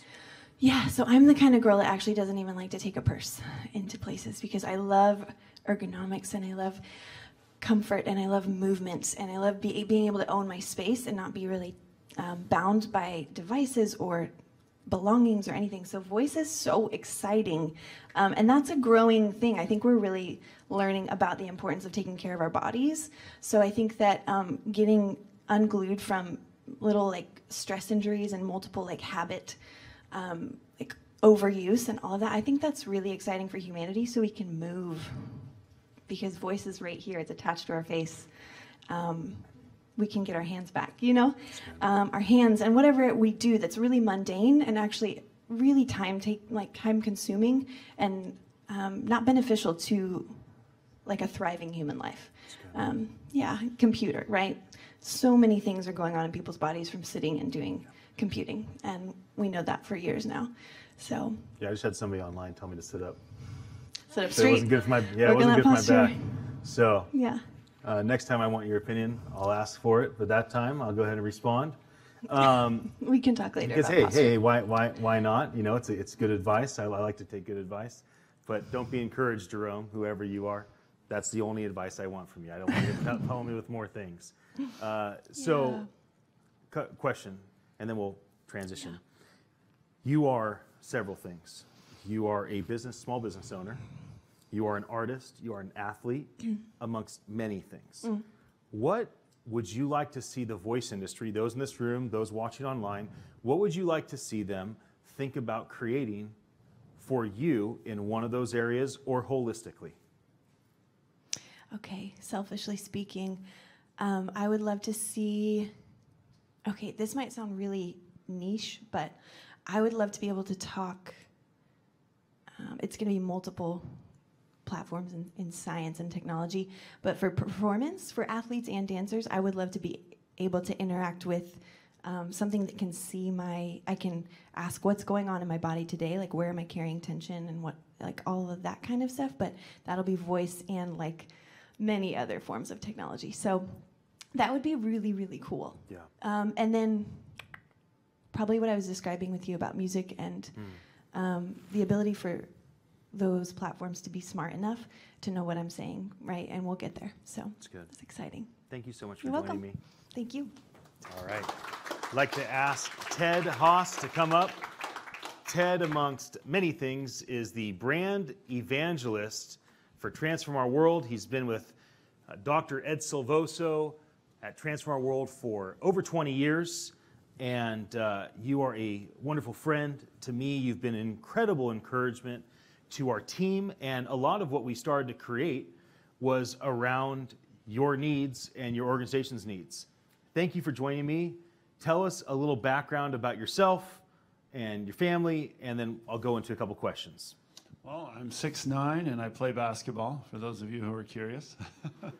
I'm a husband, and for 22 years, I have 4 kids. We live in South San Jose, and I work with this organization, Transform Our World. I'm a social entrepreneur, and we're a social entrepreneurial nonprofit and based in San Jose, working all over the globe, helping people set together on a common goal and work together to transform our world. It's great. The leader of Transform Our World, Dr. Ed Silvoso, has 6 international best-selling books, yes, many of which are in multiple languages. You and Ed came to me early on, before I ever even went into the startup weekend, and said, hey, we have needs, and one of our needs is our new book is exploding all over the world. We need to get this book onto Amazon Alexa. We need to have this book in multiple languages. Well, we didn't say that. We said we needed influence, and you told us where we needed to get it. I told you how to get it. Well, you know, sometimes my memory, I put my words in your mouth. So that's all right. That's all right. It's not on purpose. It just is the way I remember things.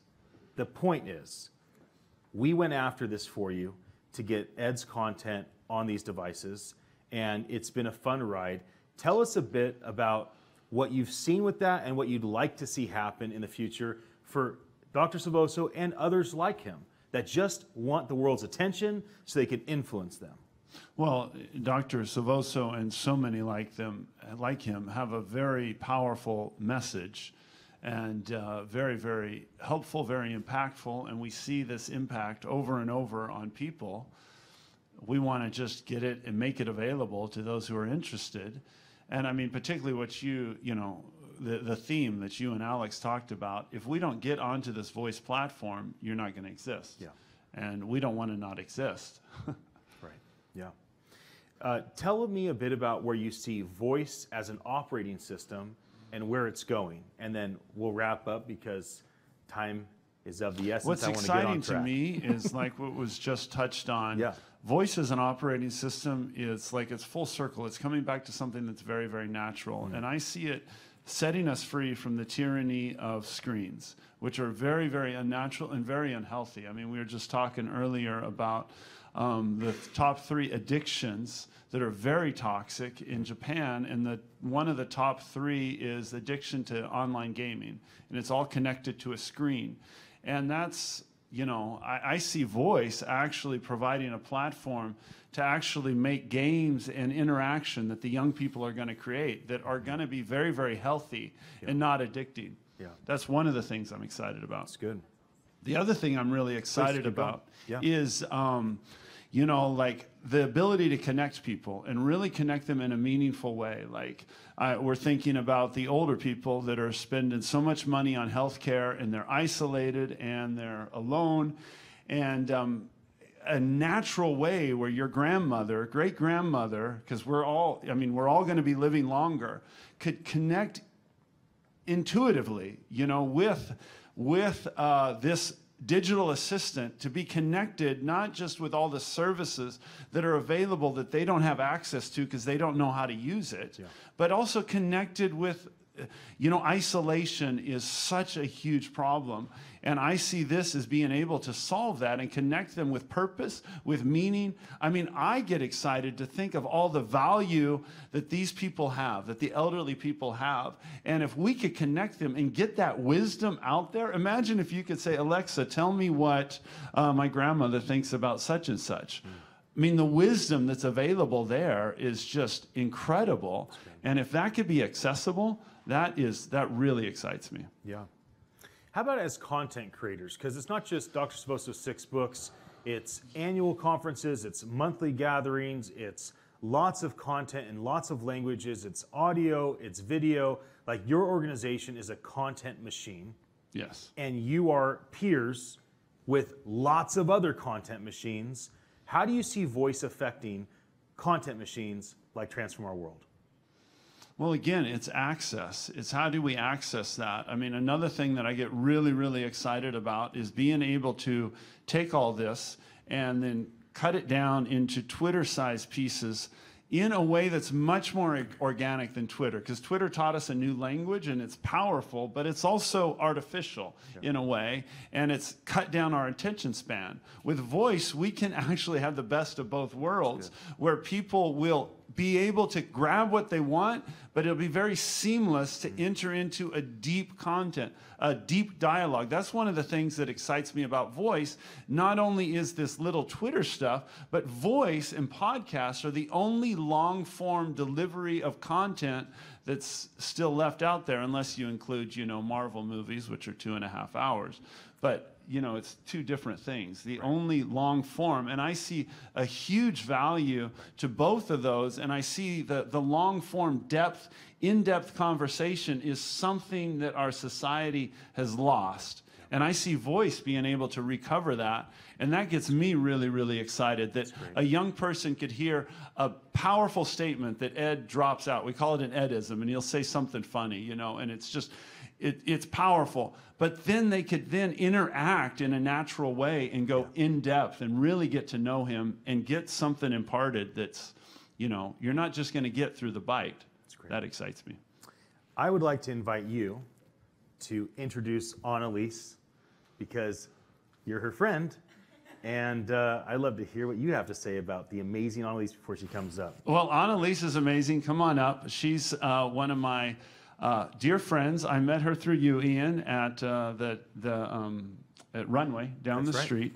And her energy, her joy, her excitement gets me happy about the future, because when I see people younger than me that are passionate and excited with a purpose and with a cause, it really gets me excited. So this is Annalise. She's amazing. Wow. Thank you, Ted. Hello. Annalise is full of life, and you are one of my favorite people to talk about the future with. Tell everybody where you're from, your age, so there's a bit of context for what our conversation about the future of voice. Okay. Right now, I live and work in Mendocino, California. It's a little slice of paradise in NorCal. I'm from Texas, and I'm 24, and met Ian a year ago. And what's your background in education, and what are you excited about, like career-wise with your time? So there's a bit more context as we start to dive into the future. Let's see, I studied data analytics and also urban policy and issues. And what was the other question? What you enjoy doing now? Like obviously, data stuff, and tell us a bit about that. Well, now I enjoy working with you and putting on these events, and specifically putting them on so that we can like share hope about the future with people, because there's a lot of fear around it, and I think that's unnecessary, don't you? Yeah, I do. I see a lot of nodding heads. I imagine all those that are watching online are nodding, so I'm glad you're with us. You know, one thing that you and I talk about is the utopic possibilities and the dystopic fear-mongering and lies. For instance, those that have watched Terminator and Blade Runner, or more recently, Black Mirror, Electric Dreams, Altered Carbon, these are dystopic views, entertainment, to get your heart to beat, to tie into your anxiety, to tap into your fear. That is what that's for. And then there's the Jetsons and Star Trek, which is a much closer version of what's actually been happening in the world. And for all of humanity, we have never created something so far that has destroyed us. We have created things that have helped us. I want to talk with you about this utopic possibility. Let's start 10 to 100 years out. What do you see happening over the next several generations because of things like voice? Okay. So yes, technology is going to develop rapidly, and we're going to be able to interact with our environment in a totally new way. So if I want a pool, I'm going to be like, hey, I want a pool right here. And you know what's going to happen? The floor is going to open, and it's going to fill with water. And then I'm going to say, I want jets in there. And then boom, it's just going to happen. Like, it's going to be right there within a matter of minutes. And I'm going to jump in and have an amazing time. Woo! That's just one example. Or I'll build a skyscraper. It'll be real life Minecraft. But I mean, I believe that the technology we'll have in the future is going to be very mindful of the environment that we have, like to the point where we don't impact it negatively, but we actually enhance it, make it more beautiful, like work with nature even. I think we're capable of that. That's great. Tell us more ideas, because I mean, when we talk, I love to just listen and just have you just like tell all these crazy ideas of what could be. And so tell us more. I mean, yes, I do. I buy in. In the future, at some point, decades from now, simple things like I want this to happen will be baked into our ecosystem, or I want to create this thing will be much different than creating things today. So tell us some more ideas. I think people want to be inspired. Inspire them. Oh, okay. I'm looking out this window behind me, and I'm imagining bungee jumping right now, just because I want to. And I'm gonna be like, hey, I want to shoot this thing over there so that I can, like, I don't know, just fly. And then you can take me up, because we're gonna have flying robots that also come to our aid and just help us do whatever we want. I'm talking so fast. Let it out. Our environment is our playground. And we will use our voice, we're going to use our motions, we're going to use our dance. Like, the environment around us will read even our own biology, our own, like, hormone balance, and see what are we in the mood for. Like, it's gonna be completely 100% interactive, because we trust our voice and the environment responds to our voice. Not just that, but like other aspects, like I said, hormones and stuff, but. And in the future, what type of products would you like to see folks in the voice industry create that will help manifest some of these types of extravagant visions that you have? Well, we're going to need to develop new technology around matter. Who knows what this floor is made of? I don't. Who knows what this ceiling is made of? Who knows what that camera's made of, this table? Like, what kind of plastic is it? If we're going to interact with our environment, then we need to know what it's made of. How do we impact its chemical composition? Like, we're going to need that technology pretty soon if we're going to build our kingdoms around us the way we want them. Yeah. I think the argument to support what you're saying is that voice is the interaction with tech that will allow billions of people to be more effective in development. And let me say this, there is no lack of abundance. Yeah. We do not have to tear other people's buildings down to have the tallest building. We need to build the tallest building. We do not need to, be the only person with some secret sauce. We want everyone to have their own secret sauces. It is not a pie in the world with a small little slice that you're trying to get as much pie as you possibly can. There is unlimited pie. Yeah. You can have as much pie as you want. Okay? Yeah. There's no limit to the abundance that is present today and is to come. Things like voice are the technologies, the infrastructure, the foundation that allow dreamers like you to create the world and manifest these really fun and exciting things. Yeah. Thank you so much for joining me. Thank you, Ian. Okay. I love you, man. I'll take the microphone. Possibly we're showing a video. I did have a bunch of videos of tech demos. I was a little concerned about doing tech demos live because there's a lot of expectation. I have people watching online. Thank you so much for joining us. So just let me know if we're going live. I think we're going to show a tech demo from Dabble Labs. Steve is the leader of Dabble Labs. They are far too busy. They have too many projects, so they are thriving in the agency space as well as the information space.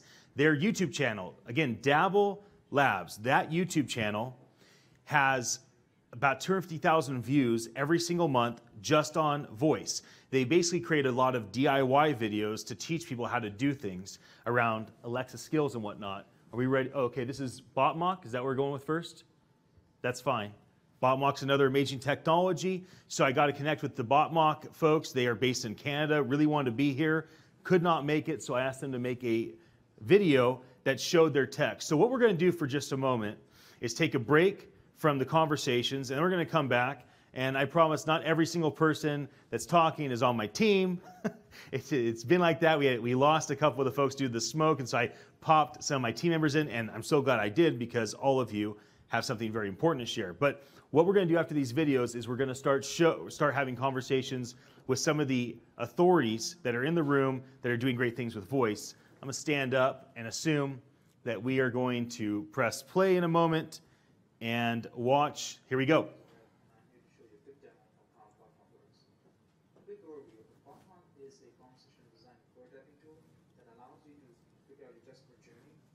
Specific platform before you jump into development.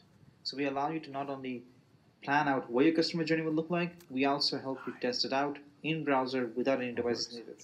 So we support multitude of different platforms. Is a conversation design prototyping tool that allows you to figure out your customer journey for a specific platform before you jump into development.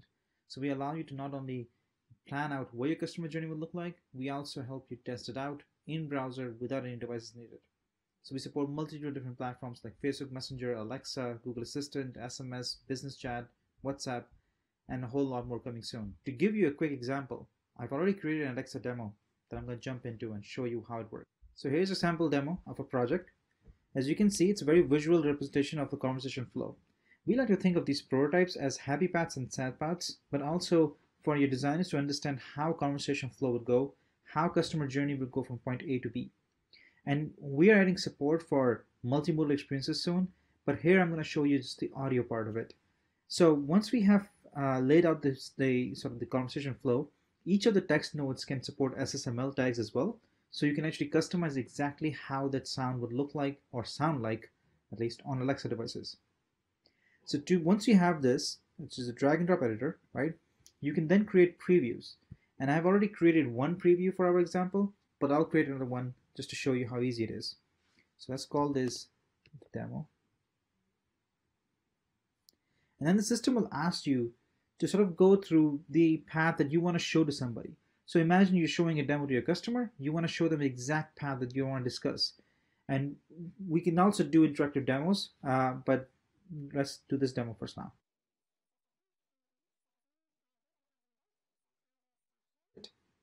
And then just simply run it in the browser. Alexa, ask Jeopardy to play a new game. Welcome to Jeopardy!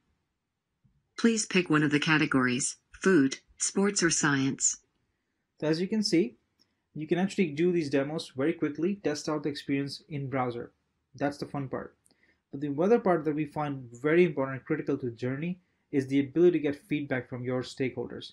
So you can invite your team members to come and join you as reviewers or editors right in the project.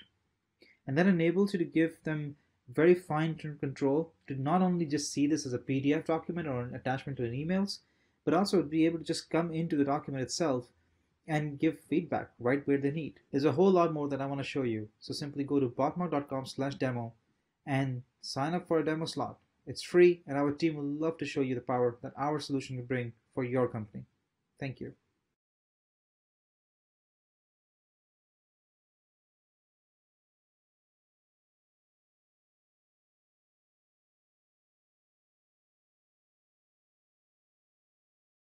Very consistent response from people.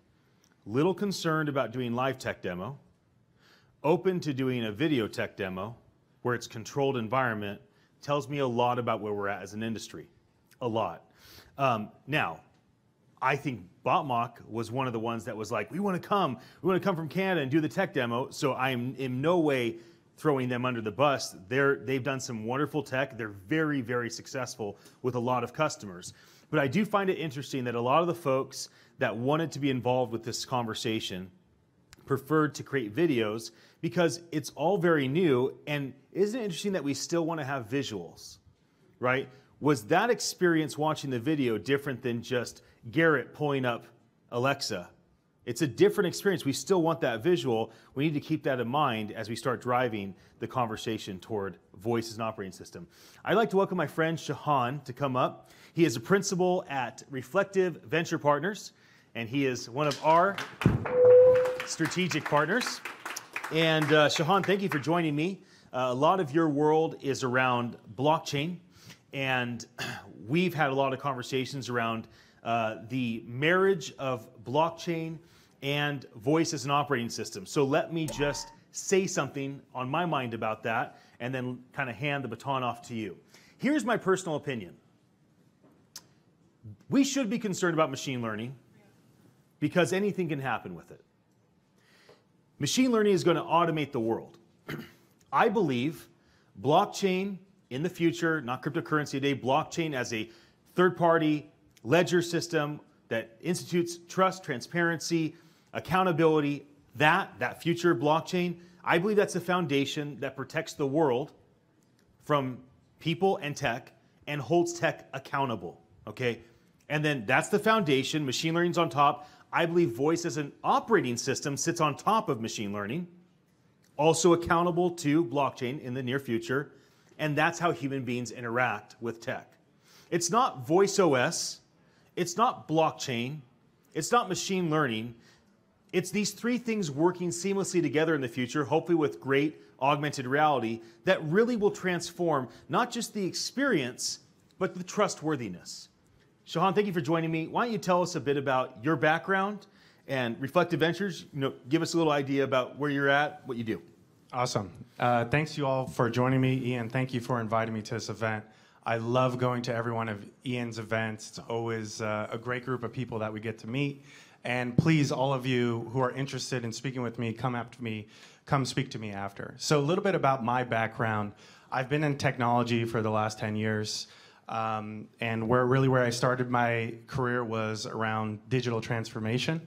And that's kind of like a buzzword, but essentially I would go to companies like Warner Brothers or Cisco or Facebook and take these really archaic systems, these legacy systems, and find a way to automate those processes or streamline those processes in any type of way. After that, I spent my career in mobile company here, one of the unicorn companies coming out of Silicon Valley, a company called Branch Metrics, which was in mobile, and they help with mobile deep linking and the mobile user experience. But all along that time, one of the things that was very top of mind for me, I really like future technology. And one of my favorite futurists/physicists is Michio Kaku. And Michio Kaku always paints this vision of the future that seems like it's from Star Trek, seems like it's Iron Man type stuff, but it's stuff that's now becoming a reality. And one of the things that he talked about was blockchain. And I really got into blockchain about 2 years ago as an investor. And then I found myself every day when I came home, I would spend the time from 6 p.m. to 2 a.m. reading white papers and really researching every type of blockchain company that I could. And then at Runway, actually where Ian and I met, my wife works there. She helps run events and community at Runway, Twitter's incubator, is where I got a chance to meet Ian and a bunch of other really important people in the blockchain space. And so earlier this year, we launched a company called Reflective Ventures. And Reflective Ventures is a blockchain-specific venture fund. And up to now, we've invested in 23 different blockchain tools, companies, and dApps, one of them being OneVi. And what really drew me to Ian, number one, is he's a very charismatic figure. He can bring some of the greatest minds and greatest people to a location and get people to move somewhere. And when he had this vision for voice and how voice was going to be a new operating system and how you could then use your attention and an influence in order to get more visibility around the different people that you want to reach, somebody like a Gary Vee, or you see different comedians now using voice. Yeah. All these different comedians like Joe Rogan, like Theo Vaughn, like Bobby Lee, they all have their own podcasts. Yeah. They all have their own different ways outside of stand-up in order to use their voice for attention and influence. Yeah. And so when I meet with Ian and John and the rest of the team at OneVi, I thought that their vision in terms of using voice as a way to reach new people, as a new operating system to reach a different group of people, and to make that process really easy was something that was very impactful for me. Because what I had done before is taking processes that were manual and very difficult for Warner Brothers, Cisco, Disney, all these different companies, and streamlining those processes. What they're doing with voice is taking away the difficulty and the complexity from getting your voice into these different operating systems and automating that process. So I thought that was really cool, and it's been really great working with you so far, Ian. Yeah, it has been. Since you represent blockchain, I'd like to stay in that sphere for the next question. And of course, since we're running through so many, we're about done with our time. Help this community, and for those watching online, thank you for your attention. I hope you're enjoying this incredible group of people that are here to share with you at no cost. Unbelievable that we can stream to you at no cost. It just blows my mind that I can stream to 1,000 people that signed up through 100 different pages. It just is incredible, the access that we have to be able to communicate with people. For the next question, maybe the last question, is how can the voice industry engage with blockchain as a tool, as a technology today?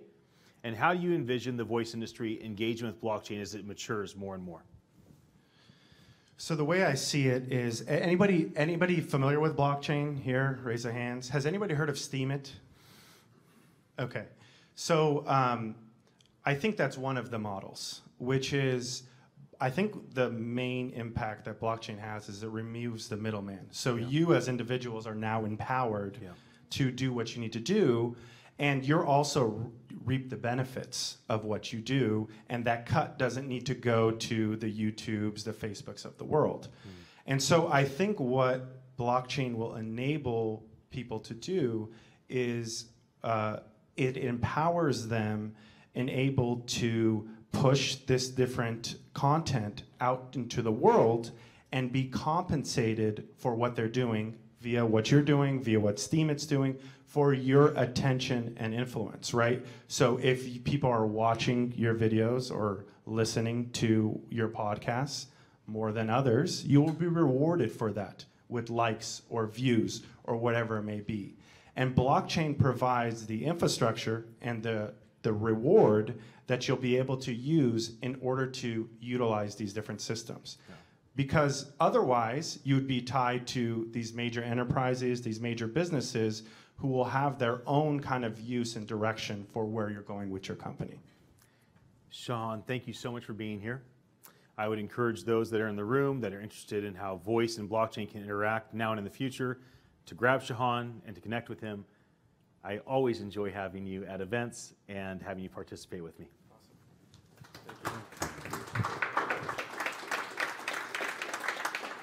I would like to invite Maura Sparks to come up. I love what you do for children in the voice space. I am very excited to have you share with us for a moment. So Maura, can you tell us a bit about your background? You and I connected, I think, because of the event. I know you found our website, you reached out, we talked a lot about this event, and we discussed what you do around children. So tell us a bit about your background and your passion for children and creating voice for them. Voice sure. apps. So I found myself in different... A little bit closer. I think it's on, yeah. I found myself in emerging technology. So I started off with sort of CD-ROM products. I was involved with a mobile game company for women, an early stage social network company, and then most recently into voice. And so what we're doing is creating a platform for kids that will be agnostic. The goal is to work with all the different interactive, voice devices, and we will have a platform that will be a closed platform because we feel like we want to keep it safe. We want to be able to have the content curated. And so there's a lot of parts that make up a platform. There's the content, which we want it to be geared all for kids, based on the age of the child. They'll get certain content for them. We'll have a knowledge base that was designed and created just for kids. So if a child asks the knowledge base, the Q&A, something, it comes back to something that they can understand. Yeah, that's good. It's not, over their head. It's geared toward their grade level. Also, there'll be a nice dashboard in the back for parents, much more than what's currently on the market. Yeah. We want to be able to analyze, I'm a parent, I have 2 sons.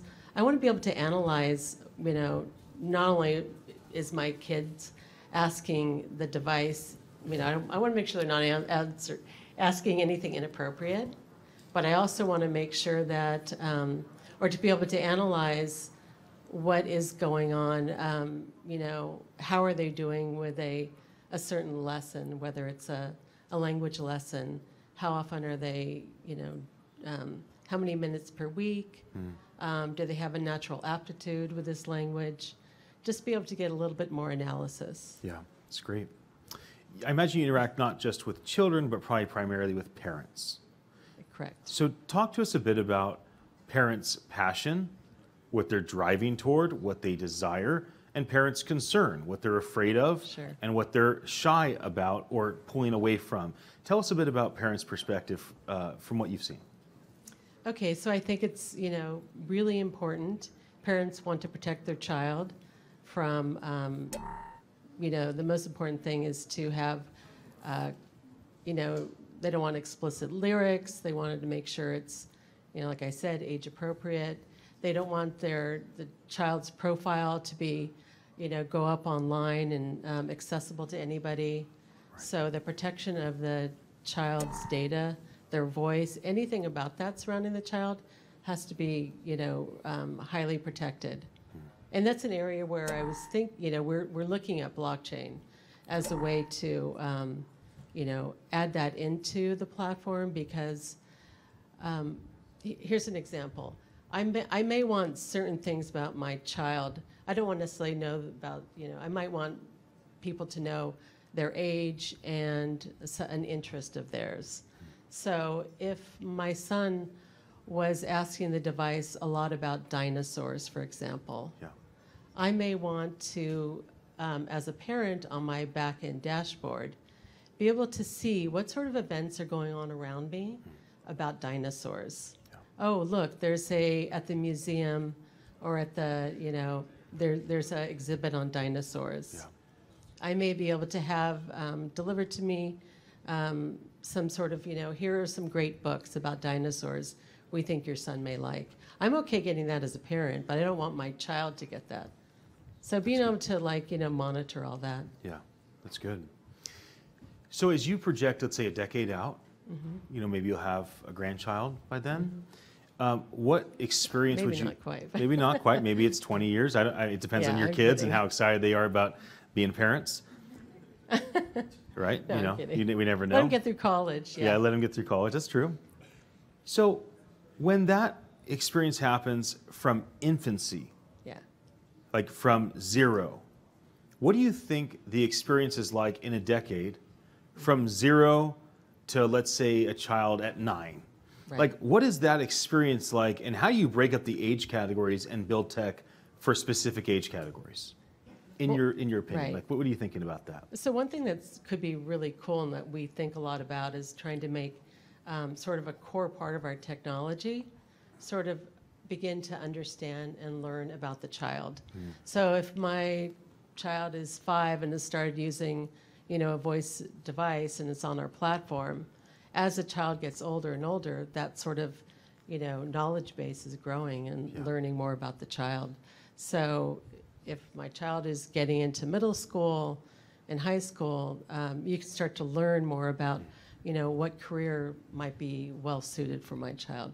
So being able to have sort of it's almost like a ongoing time capsule of your child. And then as the child advances, they could be able to, access that on their smartphone some days, right? We're not going to be tied to, these, the Alexa and the Echo and things like that. But sort of having that data that will carry them through, ideally through life. That's great. Yeah. Thank you so much for coming. Sure. I wish we had more time to Thank just you. talk forever, but I want to be sensitive to the other folks I'm bringing up. Thank you. It's been Awesome. a joy Thank to get to you. know you. Thank you. All Same right. here. All right. I'd like to invite Ryan Opfer up. Ryan Opfer and I met just over a year ago. And Ryan is the CEO and founder of Recorded Word. Recorded Word has had their audiobooks listened to billions of times. So I would pay attention if I were you, because I bet you don't know very many people or anybody that's created audiobooks that's been listened to billions of times. You've done this in 45 languages. He has a bench of talent that's able to transcribe, translate, and speak forth 45 languages manually, plus, of course, things like Google lets us do that automatically, not with a great quality, in over 100 languages. You and I connected about Wumvi. We started dreaming together about what is beyond audiobooks.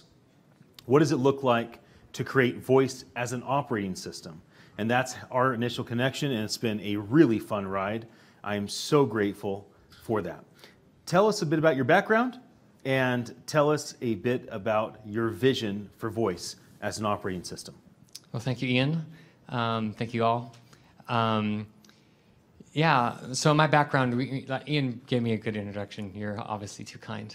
But we work primarily in multilingual audio services, and that means any language, obviously, and can produce content in audio to film. And of course, when we talk about voice being the leader in this industry and where it's going, we're just seeing a huge resurgence in orality and removing the barriers that currently exist. Ted talked a little bit about the screen that's in the way all the time. And so seeing this disruption happen to the publishing industry, it's already happened with audiobooks. There was a stigma around books on tape, but that's mostly been gone from at least my generation. Yeah. So watching that change unfold right now as people become increasingly wanting to get content through audio, especially in ways where we're busy. So multitasking, exercising, commuting, obviously, are some very large places where we're just seeing this disruption take place. It's great. Make it really easy to connect with audio. Your background is actually as an engineer. a back-end developer, senior developer, and then you transition to an audio engineer and really focus on building this big audio company. Talk to the folks in the room and the folks that are watching online. By the way, we know you're there, and we're glad you're with us. Talk to us about the people that are in the audio space, not the voice space, but the audio space. What is the opportunity for people in the voice space, the audio space, to dive into voice? Because you made that decision in the last year with great sacrifice, right? It's hard to imagine the amount of revenue that you've left on the table with recorded word in order to chase down this voice as an operating system pursuit that we've been doing together. So you've made a massive risk. You're very courageous. I love that about you. Talk about your encouragement to others on being courageous as well and transitioning, maybe not fully, but at least slowly, from audio to voice. Yeah, well, we're betting that voice and audio, as you ingest information, will run the future. It'll be the way that we connect with audio. Like I said, to be able to remove this barrier of typing on your fingers to communicate with everybody. So we're betting all in on that. We're like, this is the way people are going to be communicating. And that doesn't diminish the amount of screen time you would technically have or print, but it does greatly amplify the accessibility of audio. Especially, still the majority of the world is still illiterate. And untapping the huge potential of getting devices inexpensively. Even when you have a device without a screen, you can manufacture these things so cheap. And we're seeing Google and Amazon practically give away these devices to seed the market. So, anybody who's in the space, anybody who has content that needs to be distributed and made available, you're going to want to be able to be found through voice. We talked a little bit earlier about, the tweet. How do you get found and how do you get that short burst of content that's an audiobook that's hours long?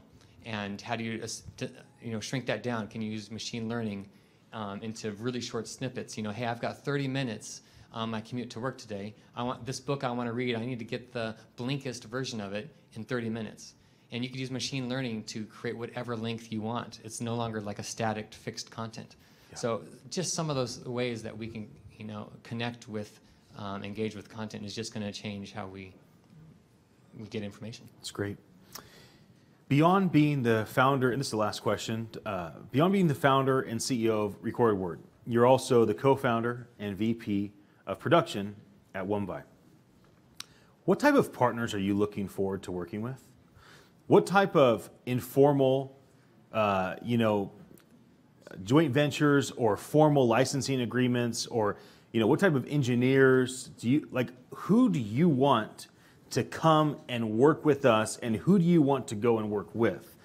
Talk a bit about that. Let's make that the last point, because I think some people might be interested in your perspective. I'm excited about the disruption that's happening in the publishing space.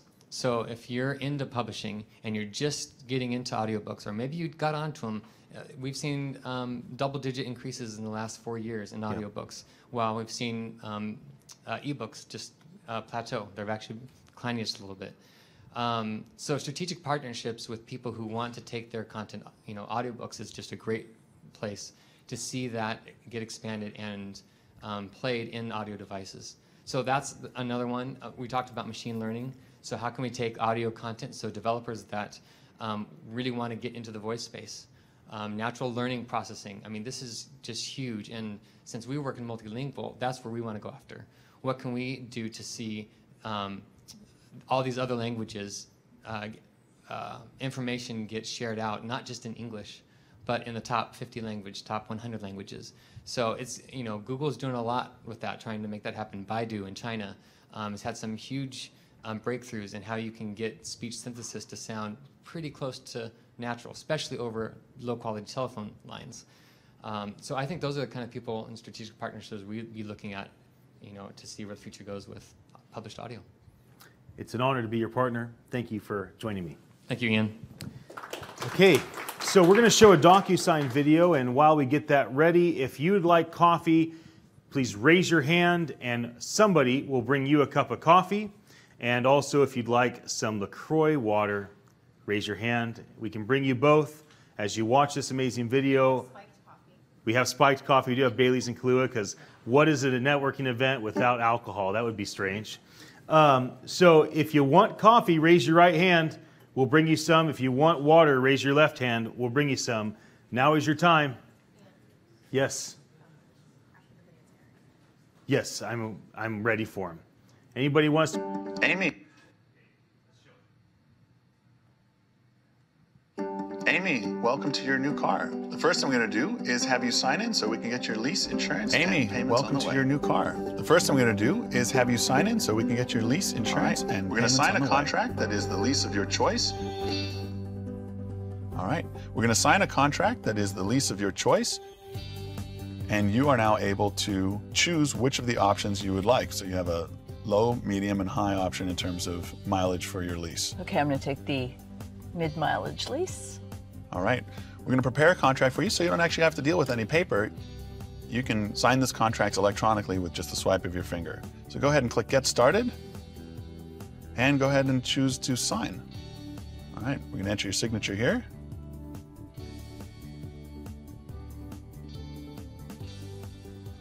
And you notice your signature shows up here.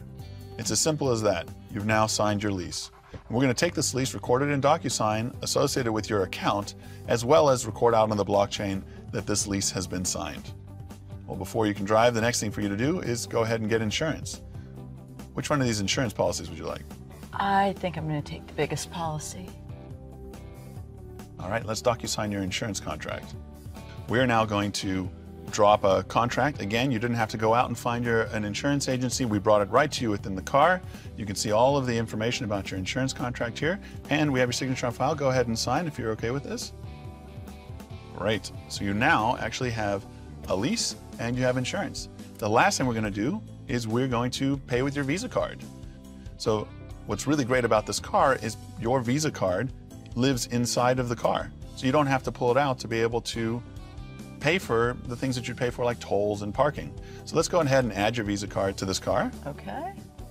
All right, you see it there. The car now is able to pay for tolls, car maintenance, music service, and any of the other kinds of bills you might expect that you would encounter while you're driving along.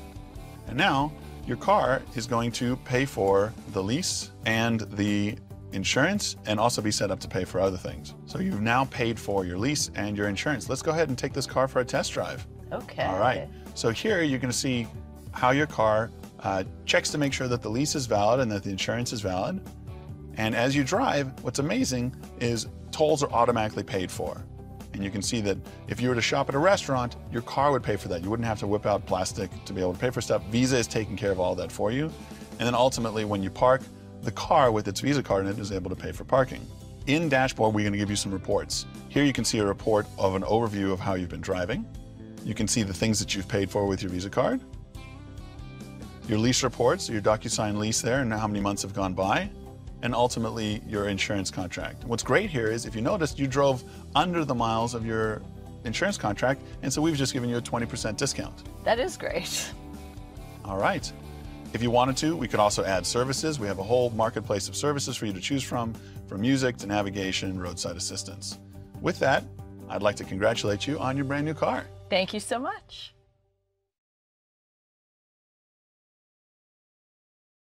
Share with me. And I encourage all of the wonderful people that are networking and grabbing coffee to come forward and sit down. Every once in a while, there's a talk that goes down in history, right?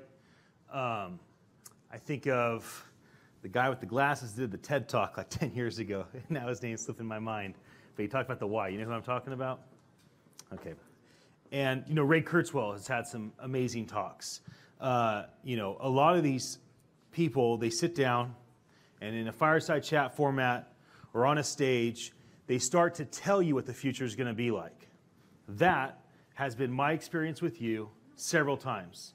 At a barbecue place, in my backyard, and on the phone, at an event. Many times, Eric, you and I have sat down and talked about the future.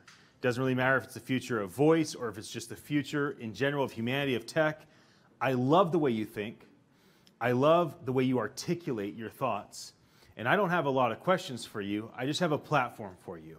You have a room full of people, some sitting, some coffee, some networking. Everybody over there to my left, come on over. The reason is that this is captured, and this moment I think matters. For those online, congratulations, you're about to hear from Eric McCall. Eric, I give you the floor. Tell us about the future. Well, I'm very optimistic about the future, not because of some Pollyanna imagination, but because I think the future is now, and it's happening for different people at different speeds based on what tech they connect with.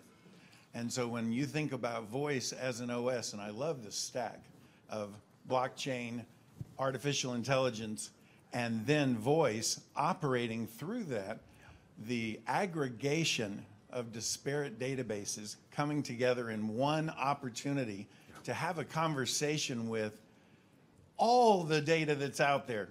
That's just incredibly encouraging and empowering. You know, death and life is in the power of the voice. Good. And sometimes it's just how you use your voice. That's right. One of the things that hit me hard when we first met was you talked about the augmented life. And you said something as simple as, you looked at me and you said, Ian, your glasses augment your life.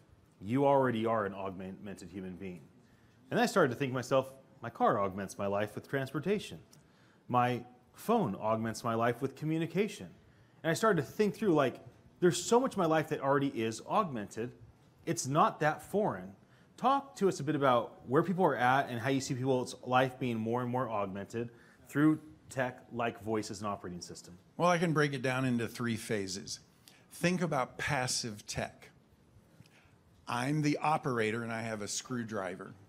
This screwdriver has no idea about my project, my goals, my dreams, my aspirations, my emotions. It's just a screwdriver. And early digital tech was the same way. I've got an open window in a word processor and it has no idea what I'm thinking or what I want to do. So it required me to learn it in order to produce anything of value. So passive tech had its place, but we got bored with it and wanted more. And now we've created, and we're living in a time where we have generative tech.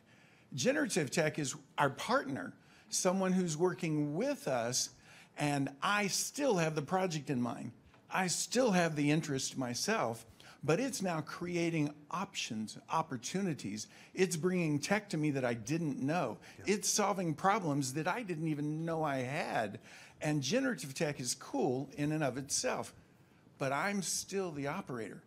The future of voice is that next level, the exponential tech, which is nothing but taking what I want to do and doing it better, faster, cleaner, quicker than I could ever do it myself. I don't want a digital assistant. Right. I want a digital ambassador because I want to show up better in the world than I'm showing up today. How many careers are over with one bad tweet? One bad interview on a radio station or on a television broadcast. All you have to do is slip up once. Well, just like in the old days of live TV, that you always wanted that 10-second delay to avoid the catastrophe, I want my digital ambassador to take the best of me and offer it to everyone in the world. Because when I do that, then I'm getting the best out of my opportunities. And I think that this will dramatically change the opportunities that all of us have. I want the best from you. Yeah. I want you to show up well in the world. Yeah. Wouldn't you love your ambassador to help with that? It's good. It makes me think of the word compassion. We've talked a bit about, like, voice, not just doing preventative health care for the elderly, not just doing HIPAA-compliant medical care for the elderly, but being a companion. The Jarvis for the 10,000 people every single day that turn 65 in America, that spend, if they're of means, tens of thousands of dollars to stay alive and have some very inconvenient things in their life, like asking their kids and grandkids to order adult diapers for them. And there's things that they don't want to interact with humans about. They want to interact with machines. And some wake up with dementia and Alzheimer's, not knowing where they're at, who they are, and they're afraid, and they become angry. And a thing like voice as an operating system can bring compassion. Talk to me a bit about how tech can be and is compassionate? Well, there's two pieces to the puzzle. One is it's compassionate because just exactly what you talked about. There are many studies going on around the world that we think of localization in terms of currency and language, and that's not enough. You also need temporal localization.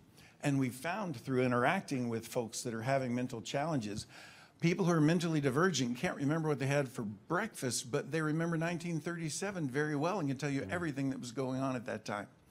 And they found that if you can create an oral environment where they're using the same language, the same phraseology, the same cadence and pace of language, that it opens them up to input.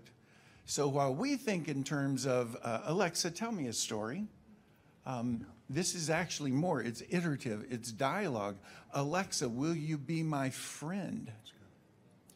Any article you read on the web about the senior dilemma always starts with there's financial decline, there's physical decline, and there's mental decline.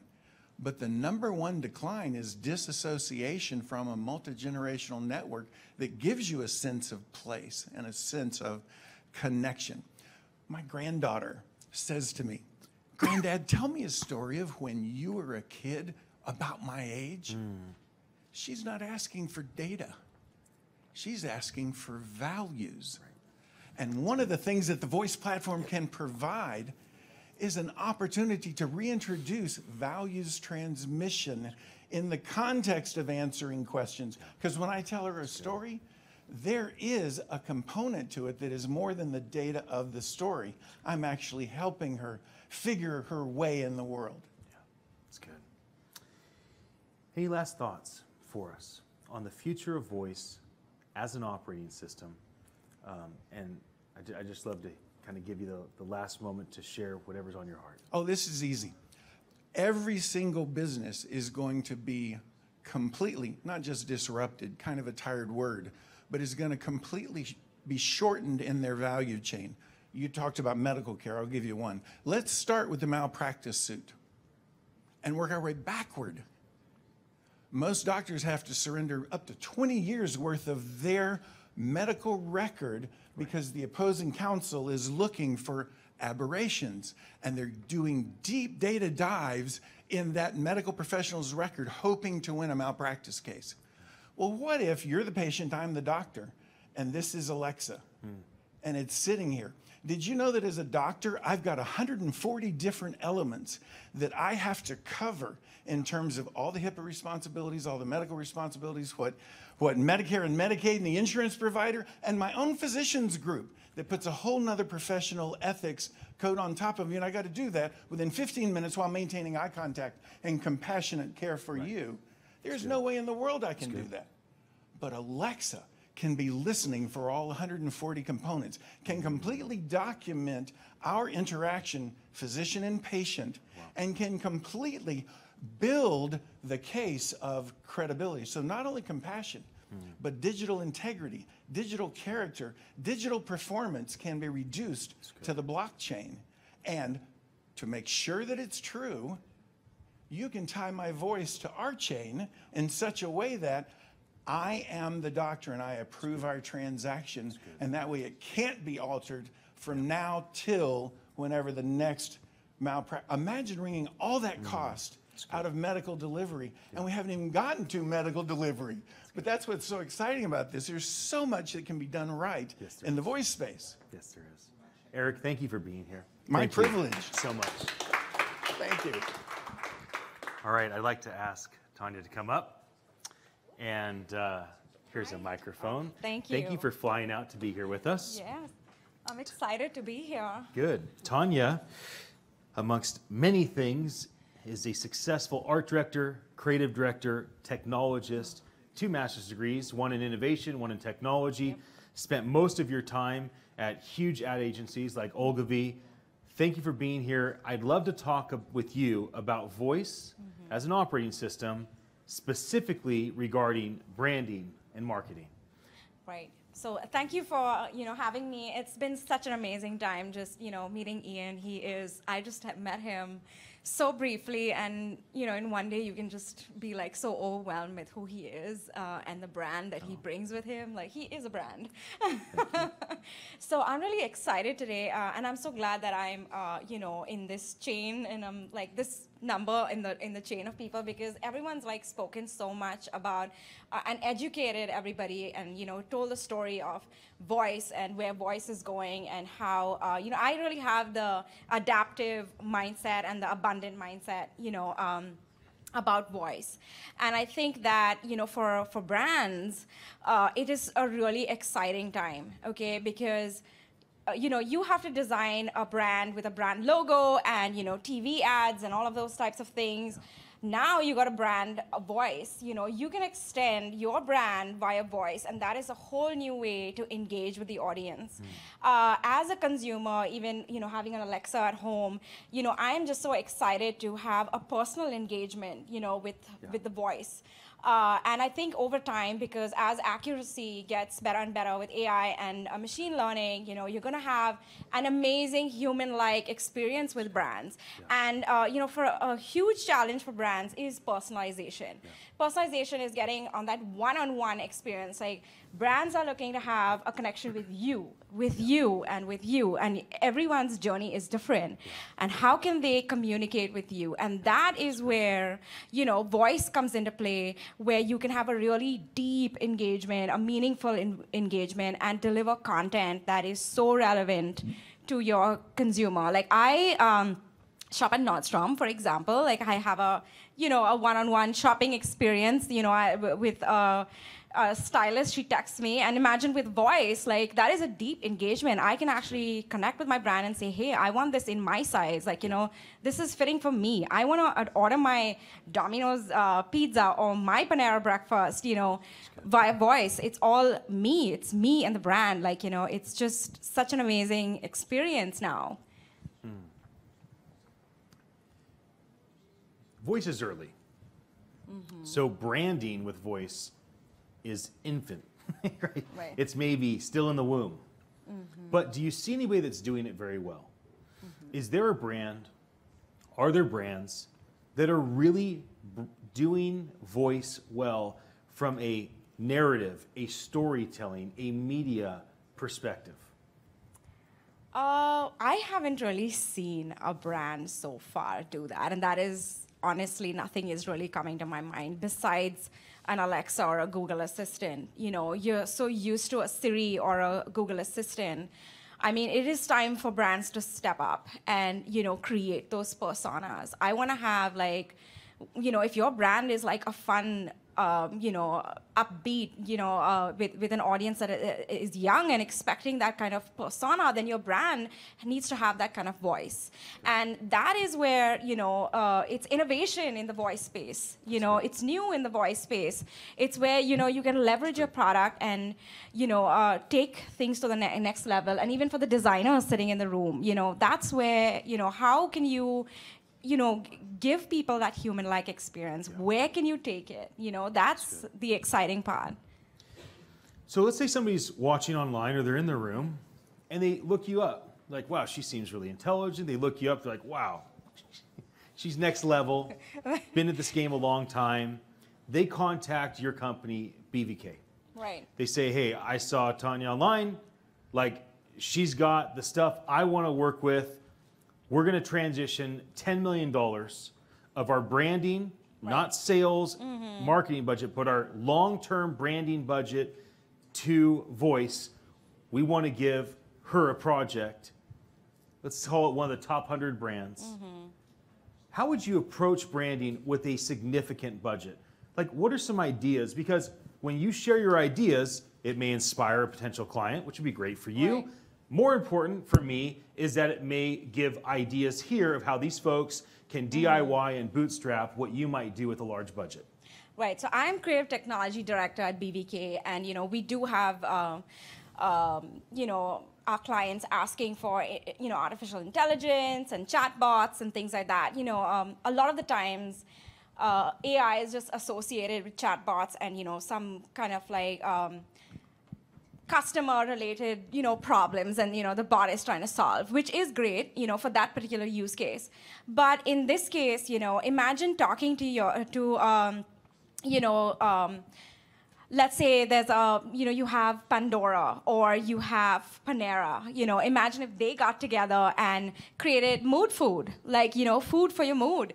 Based on your Spotify playlist, imagine we deliver, breakfast or lunch or dinner for you, based on, what you ate today or, what you listened to. It's such an amazing, way to look at, how brands can be, creating new content, for their consumer.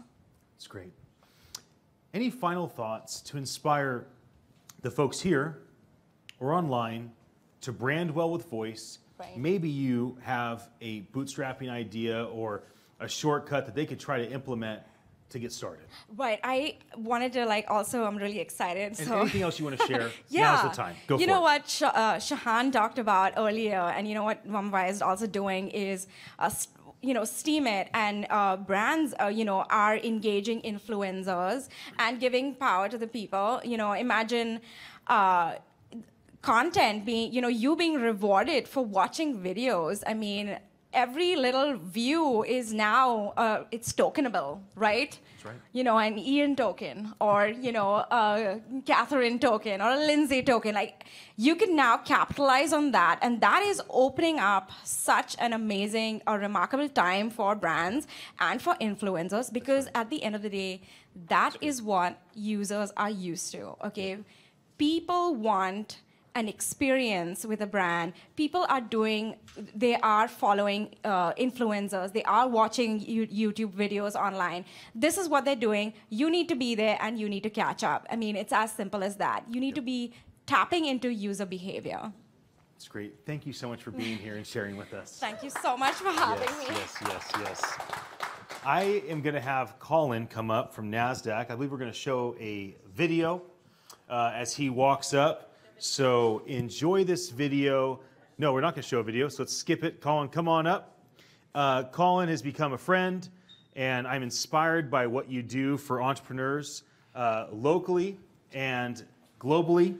Tell us a bit about the NASDAQ Entrepreneurial Center, which, for those that don't know, here in San Francisco is on First and Howard, and is one of my favorite spaces in San Francisco. Tell us a bit about it and your background. Thanks for having me, and hi, everyone. My name is Colin Mahan, Program Manager at the NASDAQ Entrepreneurial Center, where we provide resources for founders, every stage, every industry, all for free. We're right down the street, as Ian mentioned. We do a lot of workshops. We have a lot of online resources, so check us out. I'm happy to be here and talk to you, and you're doing a lot of interesting stuff. Yeah. Tell us a bit about some of the type of speakers that you have that come not to serve teams of entrepreneurs, but the founders. Tell us a bit about what you've done this week, this season. I mean, I love coming to your events because of the caliber of people that you have speak. Yeah, totally. Over the past 3 years, we've seen 15,000 founders come through the doors, and we've run over 500 programs, hosting thought leaders like John Chambers, Kenneth Lin from Credit Karma. We actually had Tom Gonzer from DocuSign, so shout out to Boris for having us again. Yeah. And yeah, really everything from meditation to entrepreneurs to the art of the exit to user acquisition, you name it, we've probably done it. So a lot of interesting things to help support the founder, not just the startup, because no matter where you are in your journey, you need help, you need connections, you need obviously a network of people who are willing to support you and you can lean on. It's great. You're a man of action. And I say that from experience. A lot of people talk. And maybe try or do not try to execute. You've done a great job with me of executing. I'm not in your program. I'm not part of your group. I mean, we've talked about me being involved one way or another, and in some ways I'm becoming more and more so. But a couple examples. I want to do this event at DocuSign. At NASDAQ Entrepreneurial Center. When we talked a bit about it, you're like, you know what? I think DocuSign might be a better spot for what you want to do. Why don't I introduce you to Boris? Thank you so much for creating the bridge so we could do this event here. Another example, you called me randomly or shoot me a message. hey, I have an investor at a major investor group that's very interested in your space, and you made a connection. We had an incredible conversation that may be very fruitful. I want to thank you personally and publicly for what you've done to support me as a founder in San Francisco. And I want everyone here to know, and those watching online, especially the 600 plus people that signed up for the live stream in San Francisco, that it's not just NASDAQ Entrepreneurial Center that's here to support you. It is Colin and his team that is here to support you. If you're in the voice space or any space, tell me a bit about what motivates you as an entrepreneurial leader and supporter, because I think that's a fascinating part of your story. I think Silicon Valley really has this pay-it-forward mentality, right? 99% of the people that I've talked to who are successful said they didn't get there on their own. The one that disagreed with me, who will not be named, was having a bad day, must have. But really, what we do at the center is help support by providing free resources. I've always been passionate about entrepreneurship. I was an entrepreneur at a young age, everything from starting a lawn mowing business to a catering company when I was in high school. And yeah, I think building businesses and solving problems that people are willing to actually put their wallets up and put some money behind is really, really an important thing. And spurring economic development and giving opportunity for people that don't necessarily fit in that corporate role, and you want to be your own boss, and you see something and you know something more about, than the larger corporations of the world, right? That move kind of slowly just because the processes that it takes for them to do things. So, we're all on it. And I think entrepreneurs have the key to controlling their own destiny, which is something really exciting. Yeah, that's awesome. As we wrap up, give a couple on-ramps for people here. One, obviously events, which they may or may not know how to find. Two, your program for people to come in and be mentored and find solutions to accomplish problems, and others. What can they do? Who can they reach out to? How can they engage with your organization? Yeah, totally. I think we do host in-person events in San Francisco here done on First and Howard. So if you want to go on our website, sign up for our newsletter. That's pretty easy. Again, everything's free. We're not selling anything. We do a variety of workshops, thought leadership forums, very similar to this. In addition, we have a host of resources on our Facebook channel. So at NASDAQ Center, we live stream a lot of the things that we do there. In addition to, we also record a lot of the talks that we've had from thought leaders. So we have podcast series that we produced. And then we have an acceleration, and I say acceleration, not accelerator, because we don't take any equity from the founder. It's pretty important, right? Yep. We don't invest, but we do provide a holistic approach to carrying a founder from A to B. So again, every stage, every industry. So everything from pre-launch to $1 million ARR businesses, and carry them across 12 weeks, pair them with mentors, coaches throughout the process, individualized learning paths, and it's a global application, so it's not just limited to people here in San Francisco. We've had over 68 founders come through the program, and it ends with a NASDAQ closing bell ceremony, not a demo day. That's great. Which is a celebration of radical achievement. I love it. Not a pitch moment where you're potentially not invested in at the end of the day. That's great. Final question, I'm actually going to ask you to pitch. And the reason is you are a nonprofit organization. You're not pitching for people to donate for all the poor entrepreneurs in San Francisco. But there is an opportunity for brands and organizations in this room, and for those that are watching, and for those that will watch the archive, and the way my team post-production edits this, I need you to pitch sponsoring NASDAQ so we can do some awesome events together there. Help me go get sponsor money. Everybody listen why you should give us money to do awesome events at NASDAQ. Get them, Colin. Well, as I mentioned, we provide all these programs for entrepreneurs for free. And that's through the help of private entities, university partners like Wilson Sonsini, KPMG, big shout out to them. They've been really helpful in supporting these programs for founders that will ultimately change the world and help the companies that are involved with us partnering on this mission to do research on really how to unlock what makes a successful founder, the challenges that they're reaching, and then how to solve them, right? I mean, ultimately, if like you're a university and you're figuring out how to engage students at an earlier age, or how to unlock entrepreneurial programs that don't just turn into a project that's a deliverable and then it dies at the end, right? How many of you guys have ever done business school projects where you're like, there it is, got the A, and then I'm done, right? So really partnering with people smartly on how to achieve their goals with fueling entrepreneurs and within their organizations as well. So we do a lot of corporate entrepreneurship programs, and just really excited about working with people, especially the entrepreneurs, but organizations that are passionate about entrepreneurship. Colin, thank you so much for being here. Really appreciate your support. Thanks for having me. Thank you. I'll take it back. All right, I'm going to ask my partner, and I've had a lot of partners. John Weesey, why don't you come forward? He is the co-founder and the CTO of OneVibe. I've had so many partners in my life because I'm just a guy that doesn't like to do anything alone. I don't think I'm super effective. I think I'm really good at communicating. I have a very narrow lane of what I'm good at. Making a lot of noise, attracting a lot of people, delegating and getting out of their way. And I've had lots of different types of partners. John, you have been the most surprisingly fun because of the age difference. Even though you look like you're 40, 45, you aren't. So you come with a lot of wisdom, and not only fun and laughter, but it's been incredible to be your partner and to learn how to multiply each other's skill set, each other's efforts, dreaming a lot about finding that operator. I'm like celebrating with you. We found Alex, one of the great legends of the Silicon Valley, to come and operate our company. We aren't alone. We have 3 other CTO level guys that are also with us to build amazing products. And it's just a joy to run this race with you. Tell everybody here and those watching online, we know you're there, tell everybody about the future of voice as an operating system. Yeah, thank you, Ian, for those nice words. I don't know if I live up to all that, but, you know, I'll say one thing. You know, the team is half of it, okay?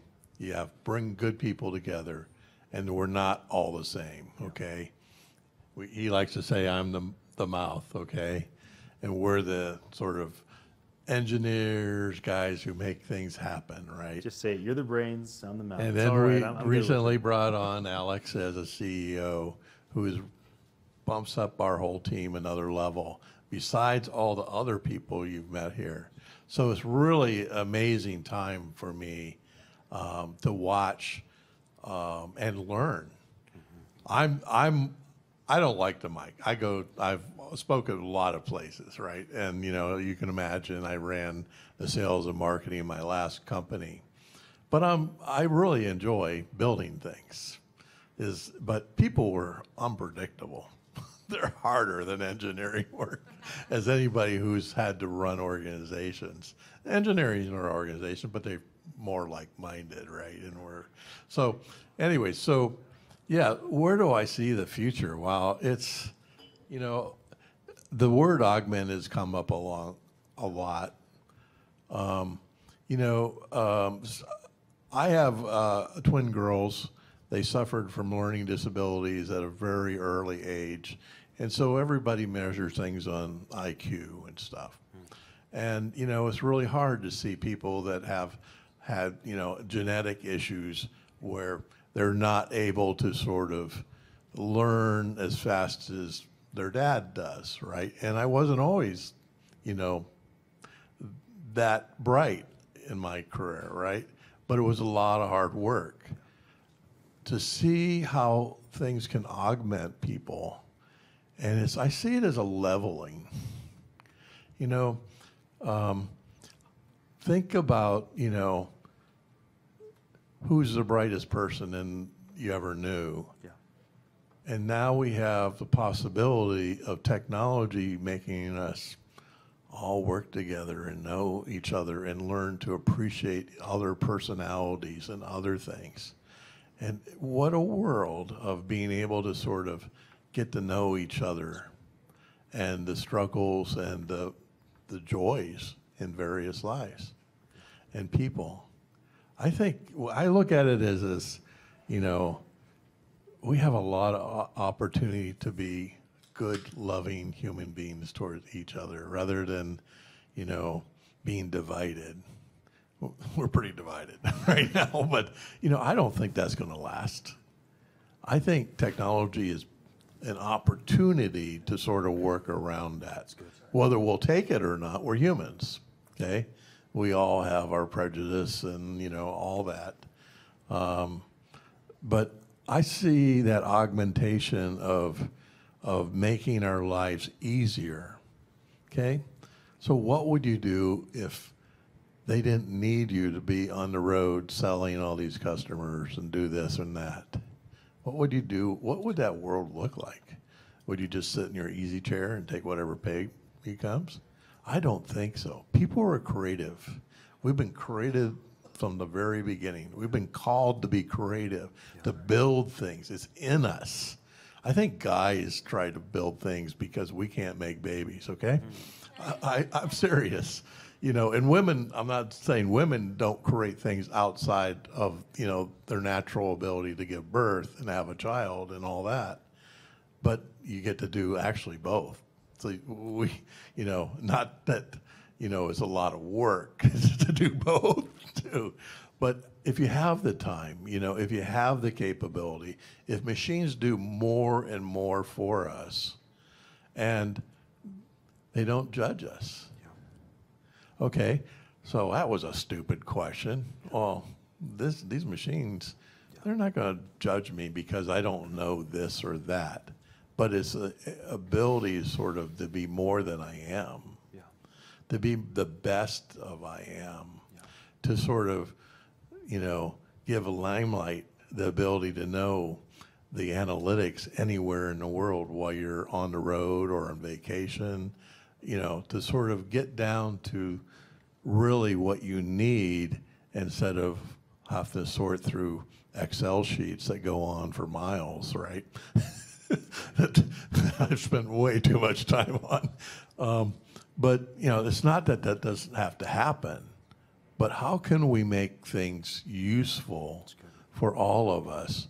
And don't worry about whether this is taking my job away, but it enhances me to do a better job beyond what I'm even capable of doing now. So I'm going to ask you a question, and I really want those that are the elders watching online in the room to really pay attention.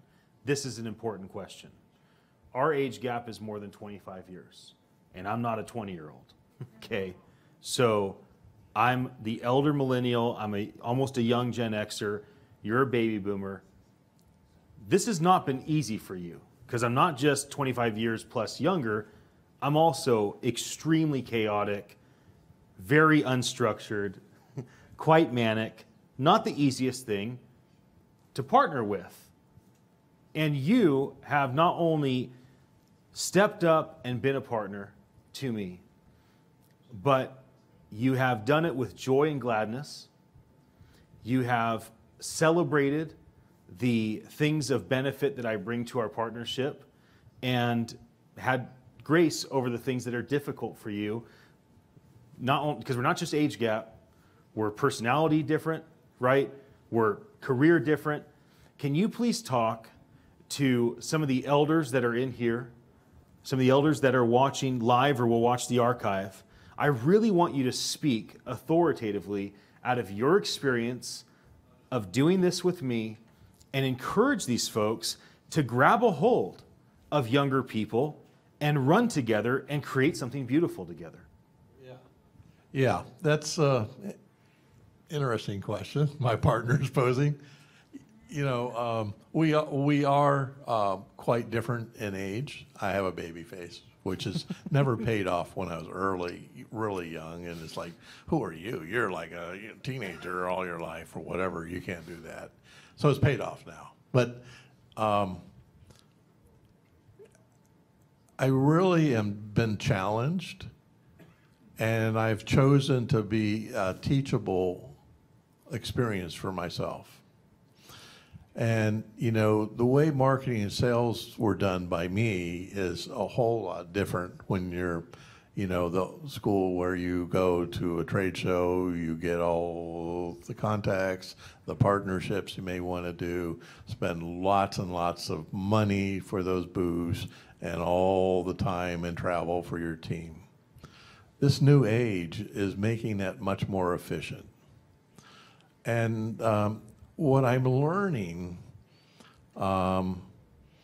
is how to love across generations, and learning how to sort of look as an opportunity to sort of, how can I learn things from, I mean, we had some even younger than you here today with Garrett and his kids. That's right. And you know, you're learning from them. I am.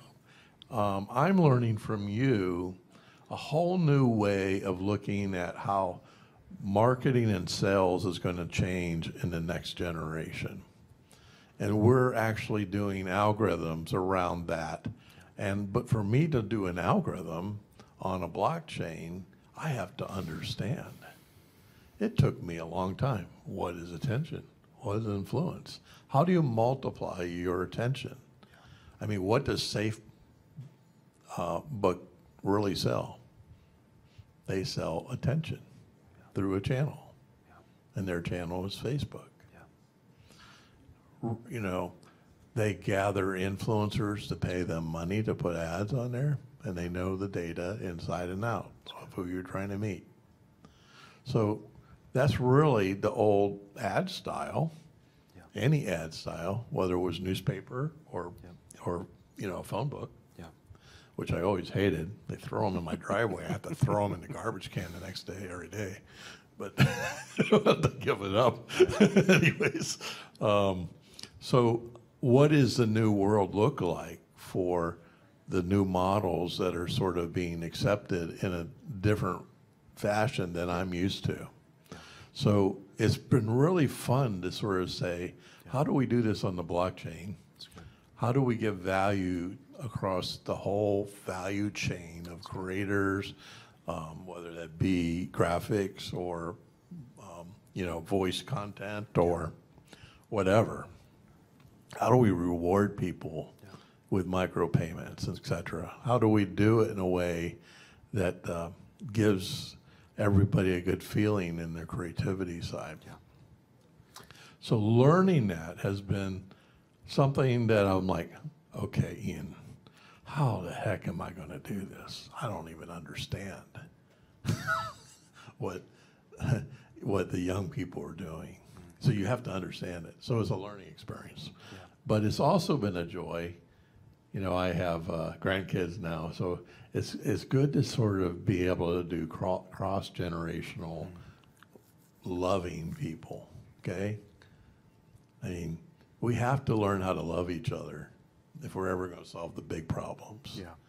And what if we have come to an age where a lot of these tasks that we have to do are more automated? I'm not saying the singularity, it will be here when it's here. You know, I thought it was here at one point in some of our conversations, but I was wrong. Like, what do I do? Why don't I just go love on my grandkids? But, you know, and do nothing. But that's a whole nother discussion. But, you know, as a company, we have, and I don't want to brag too much, but we have been bragging a little bit. We have such a team that love each other and get along with each other. And we have a focus on the mission to better other people's lives and better other people's businesses. And it's such an amazing time we live in.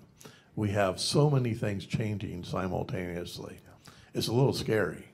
When he says to a UI, UX guy, he's like, yeah, it's going to change everything you knew. You gotta learn this. And we don't even know what that looks like yet. So what's all this? So we need to take the fear out of it and embrace the things we don't know and have fun. I mean, the last probably 10 weeks, we've been all over Europe and all over the Bay Area. And I think he's trying to wear me out, You know, I've slept in so many different places. Just testing your resolve. John, thank you for coming up and letting me put another microphone in your face. Okay, we have one last interview before our final keynote. Lindsay, please come up. I want to make a declaration to all founders and executives. It is not your core executive team that matters exclusively. Everybody in every company is completely equal. And if you don't get that, you won't have support, period. That's just the way it is. They may stick around for a wage. They may stick around for what it gives them emotionally to have a job or to have a position. But when it really comes down to it, thank you. If I don't honor you, Lindsay, our administrative assistant, if I don't honor you, Gabe and Griffin, our market research interns, if I don't honor Alex, our CEO, and John, our CTO, all equally across the board, then what kind of organization is it?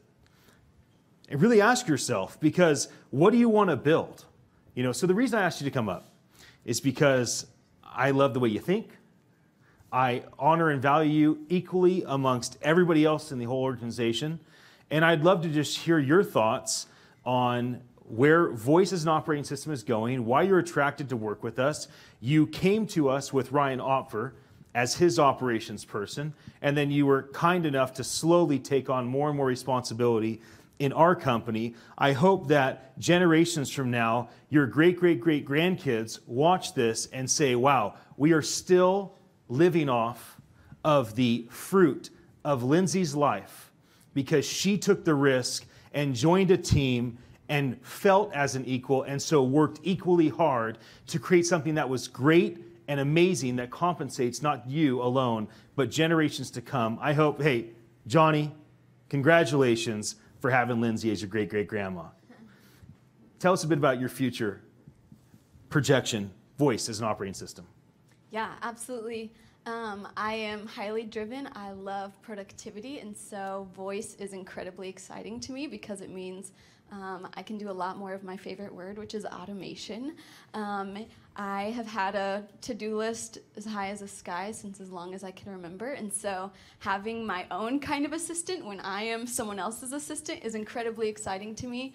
It means that I no longer have to delegate and explain things and hire down. I can have somebody more or less right next to me that I train, that learns me, that knows me, that is integrated into my systems. I love that I can have not just a machine, hypothetical machine of automation that I've created through different software services, but I can have an actual machine that learns me and that knows me, that I can, I hope, speak to, touch, look at. I want to be able to engage with voice with all of my senses. I want it real close and real personal to help me do what I do to make my companies better. And you do. And we're very, very grateful for it. What are you most excited about as voice continues to progress when you think about things you currently cannot automate, but you hope to automate in a season or in several years? Just give us an idea of like, what are you looking toward? Yeah, near future, as I've kind of just dabbled in voice in my home and with work, I'm excited for it just to start touching everything. I want it to integrate with my phone, with every app that I have. I want it to integrate with every single platform that I use, everything that I do in my daily life. I want it to touch those things. So I'm excited for it just to start expanding in the small ways. I'm excited for the learning piece to grow, where it doesn't just have to be Google, for example, that trains my device what I want, but I can train my device that it learns my specific rhythms. When I say this, this is what I mean. We failed once, and now every time it knows me. It knows what I want. It knows what I expect. So I'm really excited for the self-learning, customization, individualization piece that will look different for every company, that will look different for every individual, that will look different for me when I'm working with Ian look different for me when I'm working with recorded word, look different for me when I'm in my kitchen making spaghetti for my family. So I think those are the two pieces I'm really, really looking forward to. Thank you for coming up and letting me interview you for a moment. We're so Absolutely. happy that you're part of our team. Very privileged and honored. Thank you. Awesome. Okay, I'm going to call forward Eric. Are we going to show a video? Yes. So Eric, why don't you come take the microphone? Let me introduce you, and no rush, Ryan, but when you get to it, you can play the video. Eric, you're one of my favorite people, but that started off with dodgeball. That's how we got to know each other, dodgeball, and just being around a bunch of other executives that are running as peers, not together. And so you and I, we've had this experience of being around a bunch of other guys that all are building things together, some of them in the room and certainly many of them watching online. And you and I had no idea we were playing in the same space until recently. That's right. And then we just had this like aha moment, like, what do you mean you do innovation at Microsoft? What do you mean you built all these apps with, Cortana? Like, well, tell me everything. I want to. So that's why I asked Eric to come and speak, not just because we're friends, but because of his position in developing amazing enterprise software in the voice space. And so I believe we're going to show a video. And so what I'm going to do is I'm going to have you sit, show a video, narrate it. When you're ready for me to come back up in 2 or 7 minutes, call me and I will respond. Oh, okay. Sounds good. Great. Well, hello.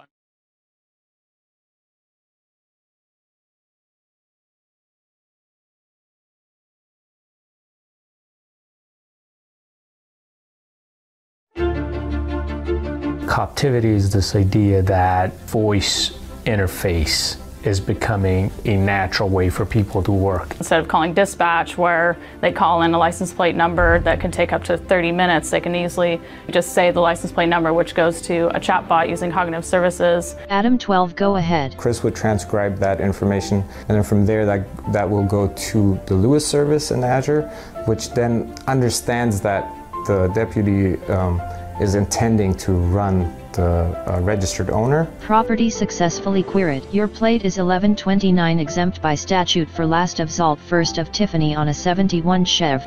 Giving an officer, a deputy, better situational awareness in the moment, because now he's keeping his eyes on the situation, immediately give the plates, and then get information before he even steps out of the car. It also saves the time of dispatchers so they can focus on more complex queries.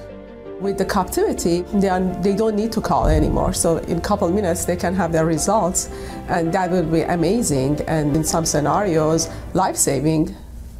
Utilizing Lewis and the different software available on the Azure stack is what makes this possible. We're looking at Azure to really transform what we do and how we do it and bring new innovations to the table. When you can use the new tools and services that technology is providing and make everything easier, faster, and more efficient to your end users. So that they can basically do what they need to do. Right? It's leveraging technology to solve problems. Artificial intelligence is a great example of how our customers are able to leverage amazing hyperscale capabilities that we built in our facilities and use them uniquely and creatively on the edge. And I think you'll find a great example of using voice assistant and cognitive services to develop a solution that hopefully will actually help our public safety and our officers that are out on the edge provide better services to the citizens. It's one of the things that makes me proud to work at Microsoft. We invest resources to help customers accelerate progress on their digital transformation journey. It's a continuous process, right? We just continuously move forward. That's kind of, the way I see digital transformation is more like digital evolution.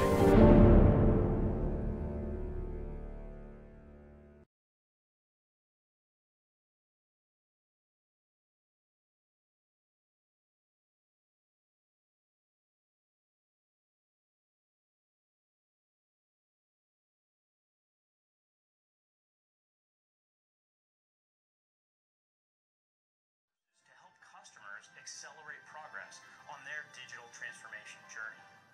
It's a continuous process, right? We just continuously move forward.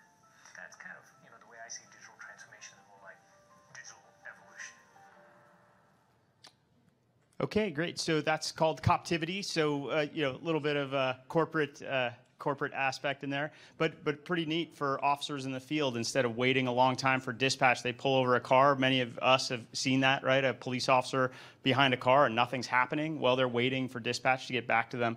And using voice, this is what this team had the idea of. Could we expedite that and make it so the officers don't have to wait and can get access to that data faster?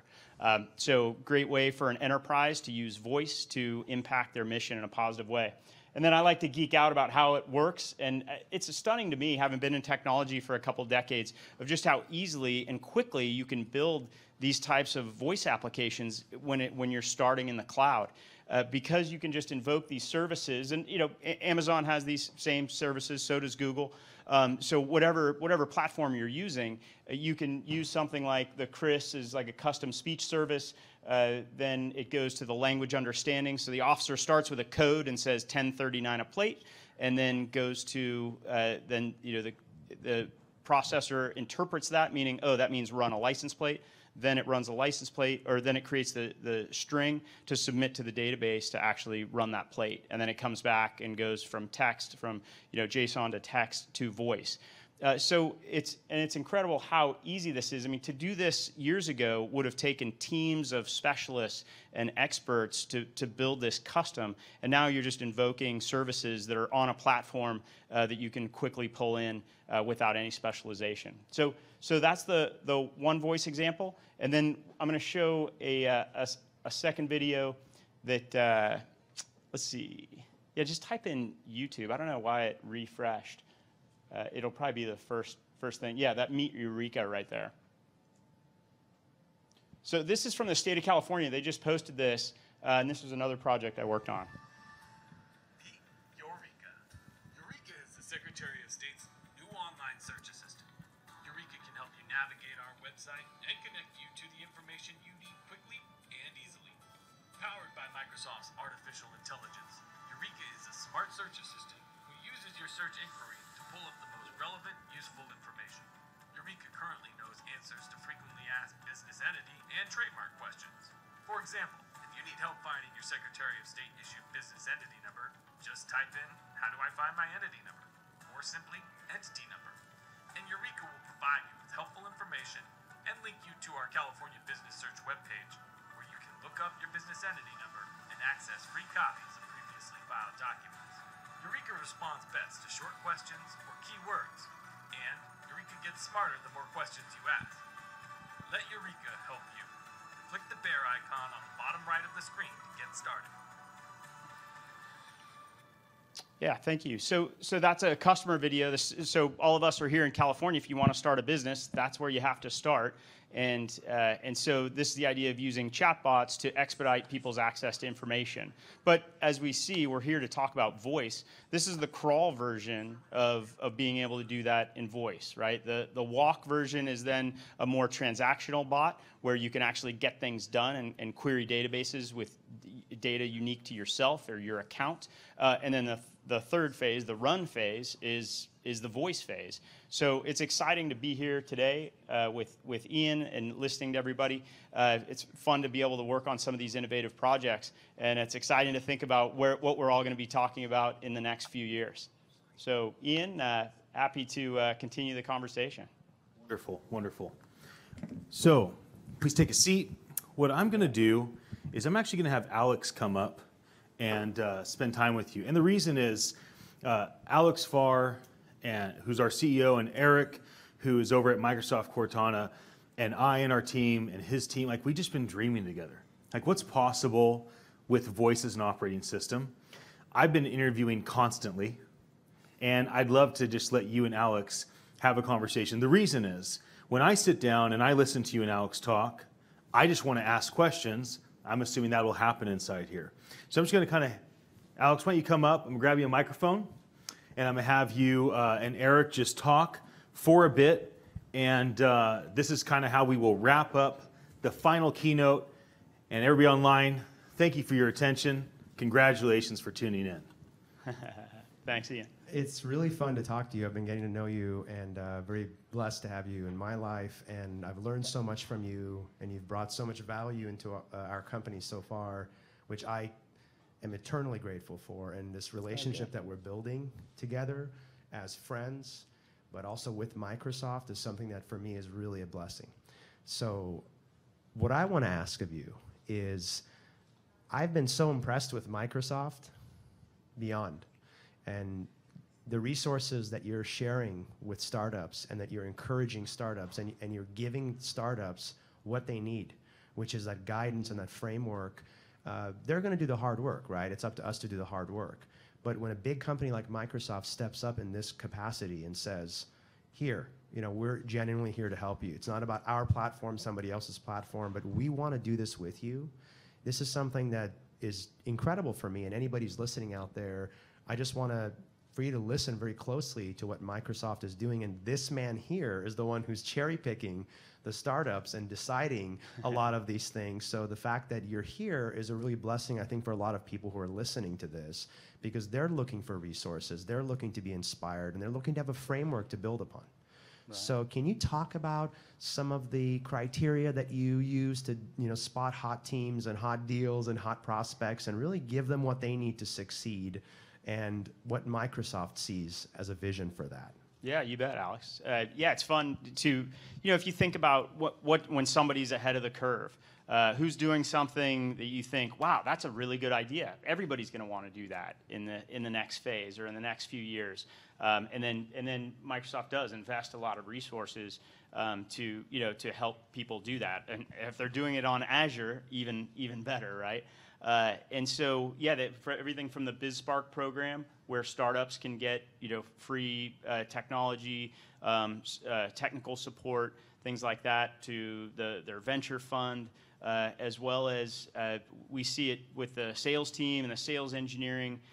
They're giving a lot of support and help to just enable, right? Not creating something like on a services contract, but when somebody's trying to build something, to say, oh, here's the fastest way to do that. Oh, here's some resource links that'll help you do that well. Here are your 3 options, and here where you can learn to decide what you want to do. So that's a lot of fun to see have those conversations that are kind of come before innovation, the pre-innovation conversations, and then have a platform that that can help people do great things. Thank you. I want to talk to you specifically about your personal vision, also what Microsoft thinks as well, but what are some of your visions and hope about the voice space as it relates to meaningful search? So we all want to meaningfully get information, right? We're talking about an insurance example. We want to meaningfully get an information about our claim, our quote, our industry that happens to be insurance. The customer who's dealing with that cycle wants meaningful information.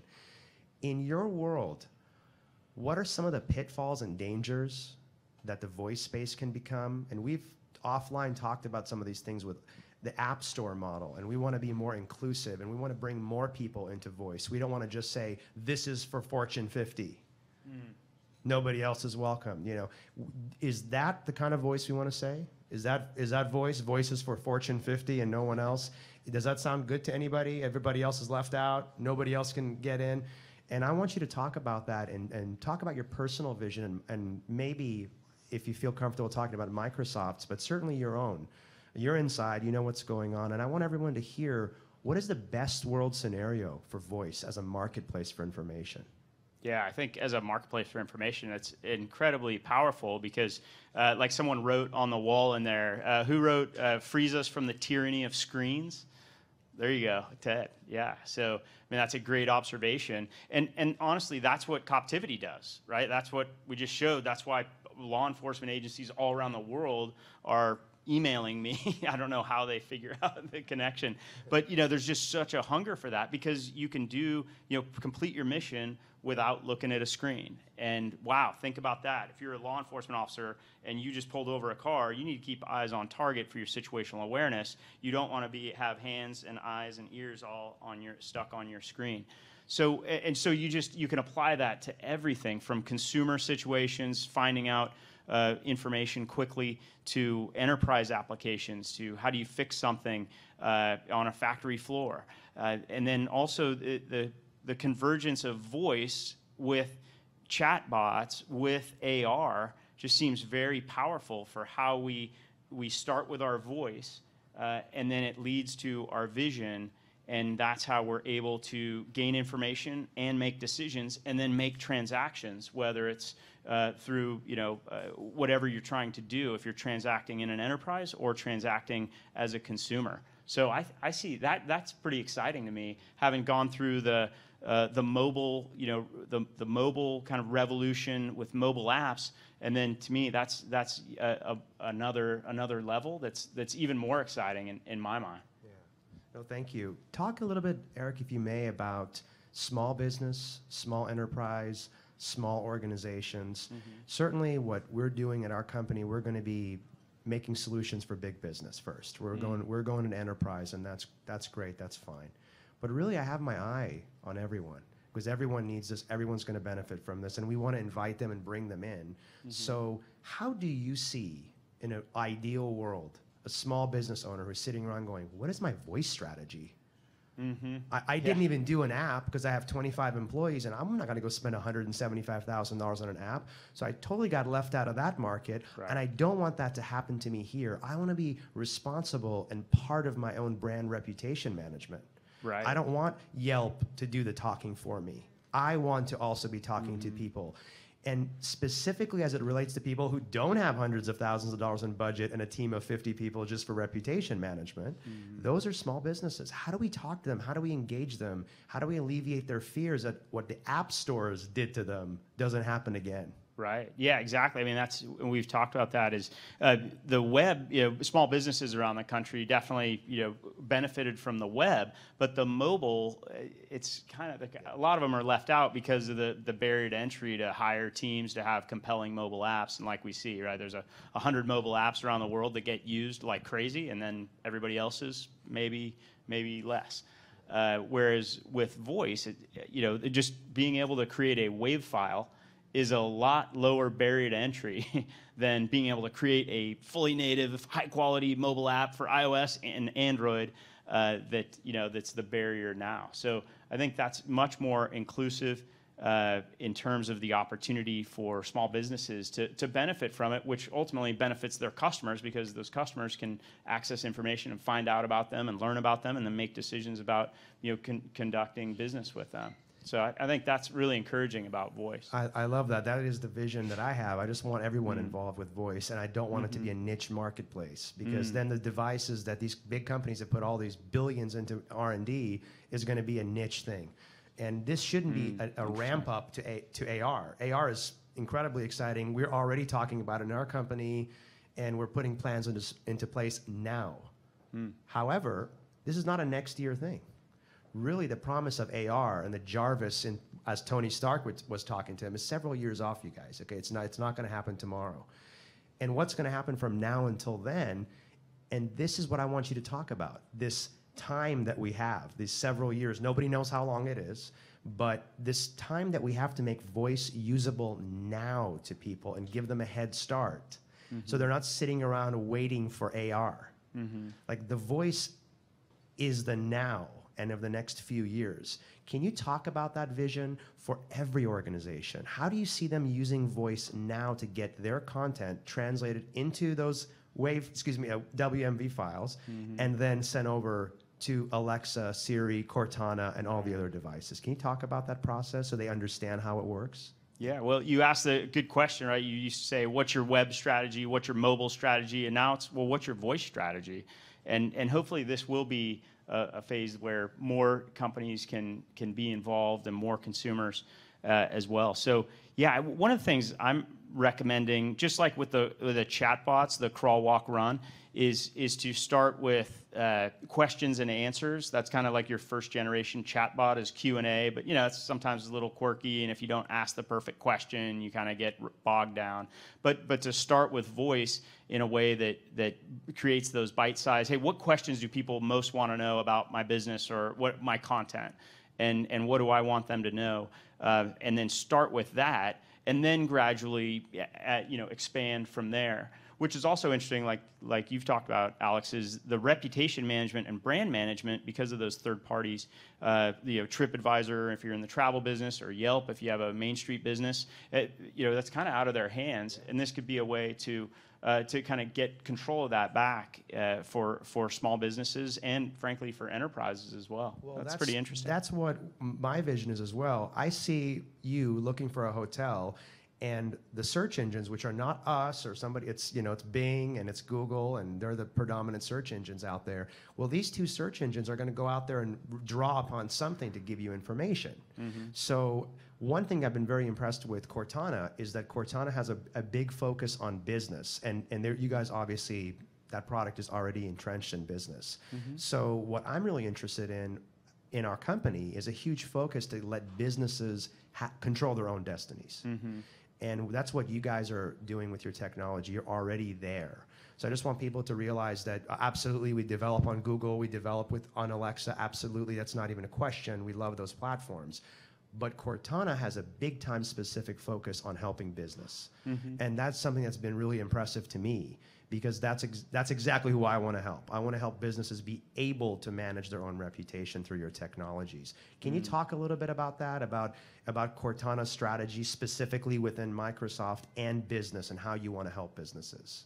Sure. Yeah. I mean, what Microsoft has announced is a focus on the enterprise. I think there's probably some kind of marketplace reality and where you fit in compared to Alexa and others, and the install base of Windows operating system devices all around the world is pretty significant. So they have focused the Cortana strategy around that. Just recently, the Enterprise Skills Kit for Cortana was released, so that's a specific focus on helping enterprises get that control of their brand back and be able to generate voice content that either their employees, their enterprise can use, or the public can access about those enterprises. So yeah, it's interesting to see that where that focus is based on where Microsoft is strong in the market and where that install base is, and as well as how Cortana can help those enterprises go there next. If you were talking to investors who are sitting around going, well, who do I invest in? Where do I put my money? Right now, obviously, it's not a public market thing, right? So it's going to be an insider thing. That when you get access to a deal, you have access to a deal. But if you were talking to an investor right now, whether they are institutional capital and VCs, or whether they are private investors or angels out there, who are obviously very intelligent people, but may not have a lot of experience in the voice space, particular. What advice would you give to those people and what to look for, besides the standard, make sure the team is good, make sure they've had experience, but in particular, like, what solutions are being solved, and what should they look for, and what's compelling? What are some of the things you can share about this space in particular for an investor who might be interested to look at these deals and pay serious attention to this space? Yeah, it's an interesting question. I don't know that I have a great answer to it, but it does seem like we're in the very early stages. Just preparing for today, I went to the Cortana skills page, and it's striking how few there are compared to where this is going to be. And there's like some fight songs for your college, and then there's some enterprises that are big brands that we all know, and then there's some other kind of random things. There's a polling place in the Caribbean, so you could just ask, hey, where's my nearest polling place? Which you think, why wouldn't every local government have that? That's such a natural use case, but not one that I'd thought of until I saw that skill. So it just seems like it's pretty early. And same thing when you look at Alexa, the market leaders, especially for the consumer side, but it's still very few if you think about compared to websites. So it seems to me like for investors, as that you would want to look for people who are building kind of the plumbing, because we are so early, that really connect a lot of players in the ecosystem. But yeah, it's interesting to see. It does just feel very early, even though we're all used to speaking, but not necessarily transacting or anywhere near where we could be. So I think you have to look far ahead and see who has the ability to kind of create an ecosystem that a lot of people will really want to benefit from and be a part of. Well, that's exactly right, and I appreciate that honest answer. You know, and we are investing. I think a lot of people who know what's going on are investing in the plumbing side of things. Right. Somebody's got to build the highway, right? Yeah. So maybe you'd be open right now to some questions from Yeah, I'd love people to. in the That'd be audience. Go ahead. Hey. My question's on co-opetition. Uh-huh. Obviously, Microsoft, Apple, all these other guys are in the market, and in terms of voice technology, we want everything to be, want it to take off. How do you guys react to each other building new products? I understand it's very competitive, but I also understand that you guys kind of want to work together. How is that working with you in particular? How do you see it from an inside perspective? Yeah, and I just, I speak for myself, not on behalf of Microsoft, but it's interesting the pretty recent announcement for Cortana and Alexa, the partnership between Microsoft and Amazon. I mean, fierce competitors in the cloud market, but in this voice now you can, activate the other service through the one company's service, right? Hey Cortana, open Alexa, or hey Alexa, open Cortana. So it does. I mean, it's a great observation. It's a very interesting marketplace because you have to be inclusive of other technologies and other platforms to an extent, but you also want yours to thrive and do well. So yeah, I think the challenge is basically who can get the most content that the most people and most enterprises find relevant, and how fast can they get it there so that people get used to going to them for that content. I mean, could it be a search engine of, well, there's a few different search engines, and thinking with a web metaphor, right, is well, you had different search engines and you could always choose the one you wanted, and then the market kind of consolidated and you found you got better results with one. Well, maybe that's the same with voice systems as things go forward, and maybe Microsoft's becomes enterprise focused because that's been the releases and the announcements, and others are more consumer focused. But I think that's going to be the challenge. But you're right; it's interesting to see the co-opetition or competimates or teammates and competitors at the same time. Yeah. Thank you. Thank you. Take one more question. Hi there. You briefly talked about the integration and connection of voice and search engines, and I'm wondering if you could speak a little bit more on where you see kind of the connection between search advertising and voice devices. Interesting. Okay. I don't know much about advertising. Yeah, please repeat the question. But so the question was about voice and search, right? And with a lens on advertising, side of the impact of that. Yeah, I mean, I think from just a voice search part, gosh, I mean, wouldn't it be great to be able to do that without typing and without staring at a screen? So that's what's exciting to me about voice. When you see these enterprise applications that kind of help the mission, but also just our fundamental, how do we go get information? Leading with voice seems so natural and seems so, to me, just seems inevitable. So it's exciting to see that. In terms of the impact of advertising, that's a really interesting question. That's something I have no idea. What are your thoughts, Alex? Yeah, so advertising, if you remember, the industry that really launched advertising on a grand level was radio. So radio advertising we're going back to a version of that, right? So that's how I see it, is there's going to be similar ads in voice that, of course, you may not even know it's an ad. So the results are pay for play. So that's how I see it happening as well. So the results that are being told to you, of course, have to be authentic, and there'll be a code to determine whether it's authentic. However, you'll just be told a set of 5 results, and 1 or 2 or 3 might be just pay for play. And you're probably not going to click on the 5th one. You're just going to click on the first one. So it's actually a huge marketplace for somebody who wants that keyword. It's just not a keyword. Yeah. Yeah. Yeah. With just being in the branding and advertising side, you're gonna have voice SEO, and what Alex you talked about is owning those keywords, but also what opens up a platform is when you own an interest, like a brand can capitalize on a interest-based question. So I'm looking for restaurants near X place. So you're not actually looking for a specific restaurant, but once you have you're capitalizing on that particular interest-based, topic or question, you have the ability to buy, those search keywords or interest-based search, and that's how voice can like capitalize that. Yeah, very, very well said. I think we are going to hand the mic off back to Ian to take over, and thank you for giving me the opportunity to talk to my friend Eric, and thank you, Eric, so much. Yeah, and thank you guys for great questions for Thanks, Eric. everybody. Yeah, thank you. Good. All right. Good. Thanks a lot, Rob. Thanks. All right.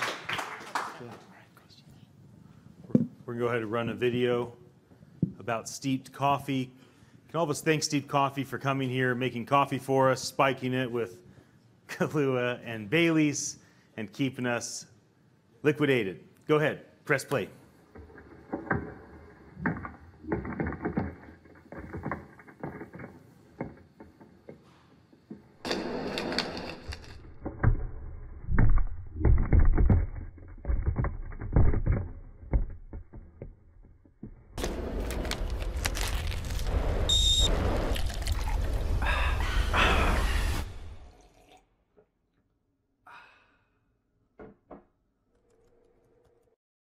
Finish up.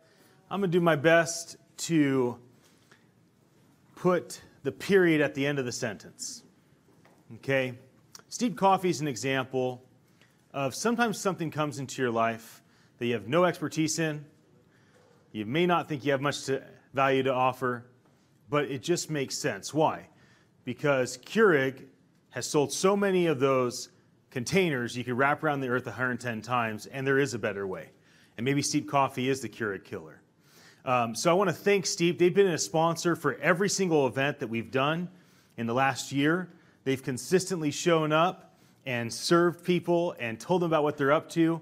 And if you follow them on Instagram, they're giving 10 free packages away to people that follow them right now. So feel free to bounce from the live stream, go on Steeped Coffee on Instagram, STEEPED, or to do that right here, right now. So how do I wrap? How do I put a period in the sentence? So many people talking. I think something to understand is this is not a 50-year-old white man's game. That wasn't what was represented here today. There was every age, every gender, every ethnicity. This is not just niched to one group. You don't need money to compete, to collaborate, to make it in this. You don't need English to be your first language. I mean, think about how much easier it is to make voice apps than mobile apps or websites. It's a completely different environment. You don't have to wait 5 or maybe 25 years for voice to mature like you do for blockchain. You can take advantage of voice right now. Joe Rogan, UFC fighting dude, then Fear Factor, and then #1 podcast in the world. Why? Because Joe realized that he was really good at long-form video and audio content and took advantage of it. He is one of many. It doesn't matter who you are. It doesn't matter if you're in the room in San Francisco with all the resources of this place, or if you're watching from Cairo, Egypt, or Sydney, Australia, or London, England, or New York, New York, or any of the other 32 cities that we've targeted to live stream to. Doesn't matter where you're at, what your story is, doesn't matter what your potential handicaps might be, you can succeed in voice. You can succeed in voice. And you don't need to be a founder. You don't need to do it on your own. You don't need to come up with some sort of great idea. Just find somebody that has a great idea. They need help. They'll put you to work. Just find somebody that's a visionary. They can't do much except for talk. Trust me, I know. They need your help. Find someone. Join a team. Collaborate with others. Find other consultants. Don't compete. Collaborate. This is far too early for you to come in at war in this industry. This is the time to lock arm in arm, work together, let a rising tide raise all ships, because voice is not just the future, voice is now. Like Gabriel and Griffin, you are not the future. You don't matter in 10 years. You are right now. You are the present. You matter today. What you shared today was as valuable or more valuable than anything anybody else older than you shared. We want to listen to you. And there's other kids that are watching. We want to listen to you. We want to build products for you. We don't know what you need. We don't know how you work this stuff. We're still older, are foreign to how this all goes. Everybody's voice matters. Realize this. There are billions of people that today are oppressed. They will not be oppressed in the future. Why? Because they will, for the first time, be able to speak in their own language and interact with technology without a degree, without education, without support, without money, without the right family. I'm actually getting emotional thinking about it. This is real. And there's a lot of tech that we can get excited about. Voice is one, blockchain is one, machine learning is one. Yes, Elon Musk is right. It's a huge risk that we need to mitigate. Because right now, we don't even know who's creating machine learning. We don't know what their belief is. We don't know what their worldview is. We don't know what they're baking into the system. We don't know what their motivations are. It's a risk. And yeah, Elon, he says stuff, it freaks me out. Okay? He says the worst case scenario, and I'm like, well, at least he's not just dystopic. At least he's trying to mitigate risk. Are you mitigating risk? That's my question for you today. Are you leaning in? And are you using your resources in UI and becoming a VUI? Are you taking your resources as a consultant, your network, your expertise, your wisdom, your knowledge, and applying it to this industry and then working with others to encourage them to do so as well? Or as a senior developer, or as a brand evangelist, or as a sales strategic co-founder, or as a sales operator, or as an administrator, or as a brand legend, or as a futurist? Are you in this industry for the right reasons and saying, there's opportunity for me here? Because it's not just about your bottom line or your bank account or you on a magazine or you in a blog post or you being talked about or a YouTube video or a Facebook video that, you know what? I mean, people will see this in the future. Hey, I'm loving you right now. The thing is, this won't matter in a week, in a month. There'll be some other charismatic lady, some other charismatic guy that'll stand up and say something like I'm saying, and they'll have the limelight for a second, and hopefully they'll build a stage and bring some other people up and not make it about themselves, but make it about the community, and then they'll fade and it'll be the next one. What will not fade is the tech that is built. It is not the voices that speak forth what could be into existence. It is the brains, it is the sleeves that roll their sleeves up and say, we're going to build this thing. Many of you in this room and watching online are the builders. Join the rest of us.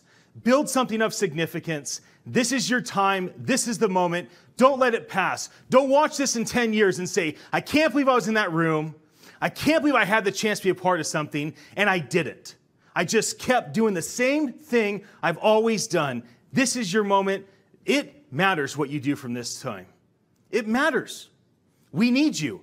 I need you. I really can't do anything except for talk. Like, that's my only thing. I'm good at talking without a script. That's what I do. That's basically it. I can't program, can't operate, can't handle finances. I can barely get anything done. I talk at 1,000% capacity. I can do about 50% capacity. So I need Lindsay and Annalise and Landru and Sergio and the other dozen people around me to actually fulfill the 1,000% capacity I talk about.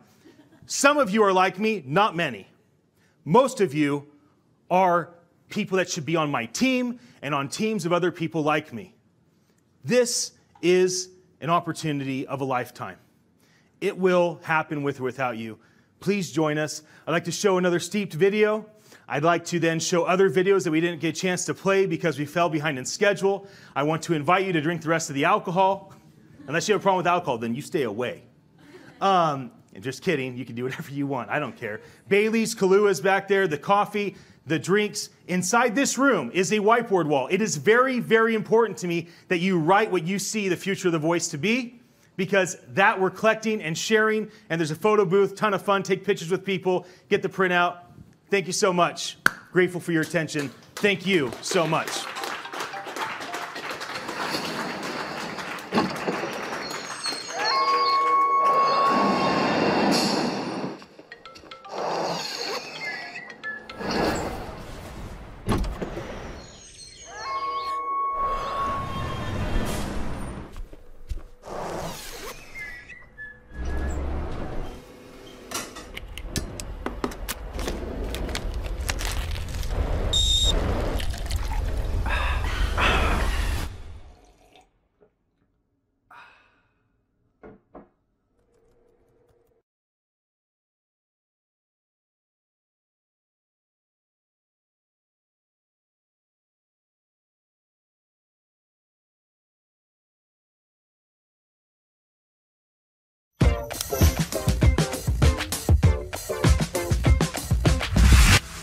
Here's how Trint works. Trint takes audio and video files and uses artificial intelligence to convert them to text. You can transcribe recorded speech, an interview, a public hearing, a university lecture, a podcast, or just your own thoughts. What does Trint mean? Transcription? An interview? Then we glue the original file so you can follow along and listen, and if necessary, edit and correct. It's a bit like karaoke, but without the painful renditions of 80s rock songs. Trint gives you a first draft transcript that's incredibly easy to edit. Click on a word to review it, and if you need to change a word, edit it in your Trint, then you can add it to your custom dictionary for the next time. Highlight text in multiple colors to see the length of different sound bites.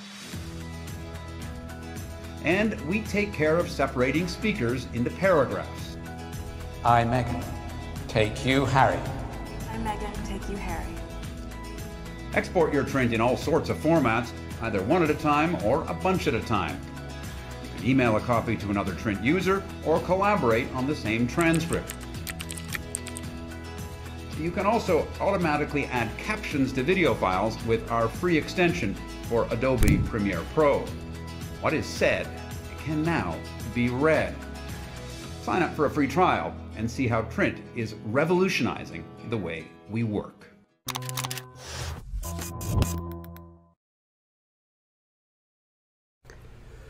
Hey, this is Steve with Dabble Lab. In this video, I'm going to just do a demo of a skill that we're building for a client project that I think illustrates the possibilities of Alexa in business. And also in a future video, I'm going to do a video on how to build this or something similar.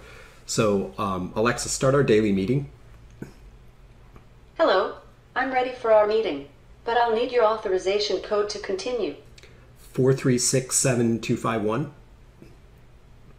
Okay, I've confirmed your authorization code. Would you like to start with sales, marketing, finance, or product development? Let's start with sales. Okay, here's what's going on with sales. Gross sales as of yesterday, September 25th, were $333,276.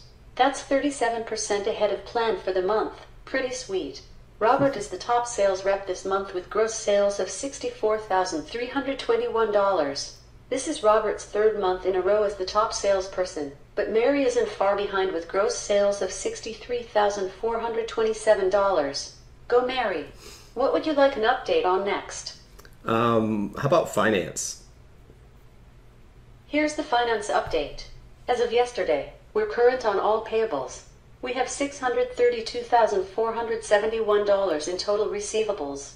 The one concern I have is that our receivables aging has been increasing every month for the past 3 months. It's not a major issue yet, but if this continues, I may have to go all digital on somebody.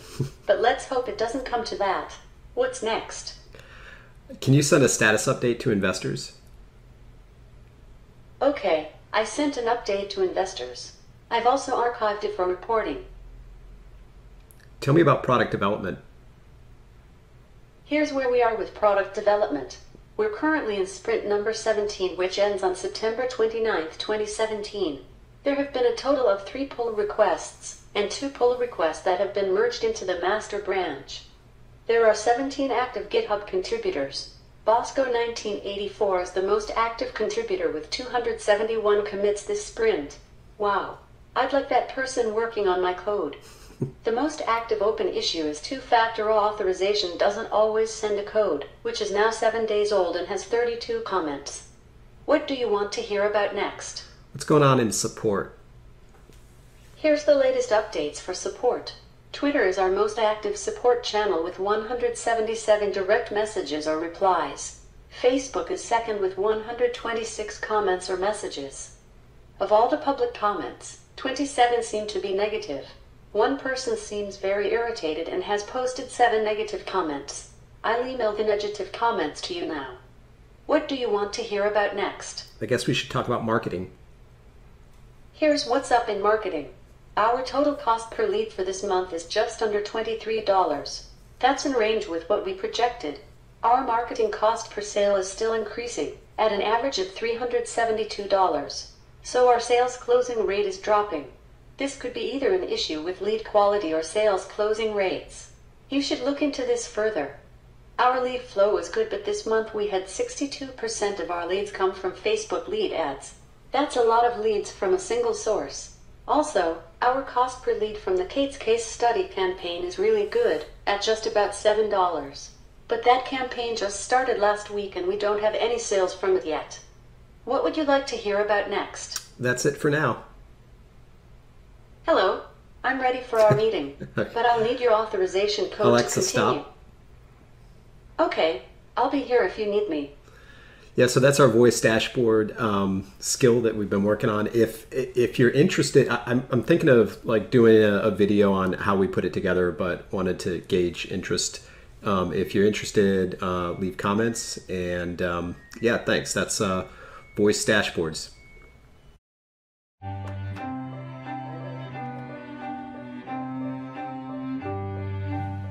Sorry, it took so long. Hi, Mary. Yeah, this is right here. It's a very simple question to start with. Do you have any family or friends that you would like to reconnect with, even if you don't know how to reach them? Mom, I love you and I miss you and I need to see you.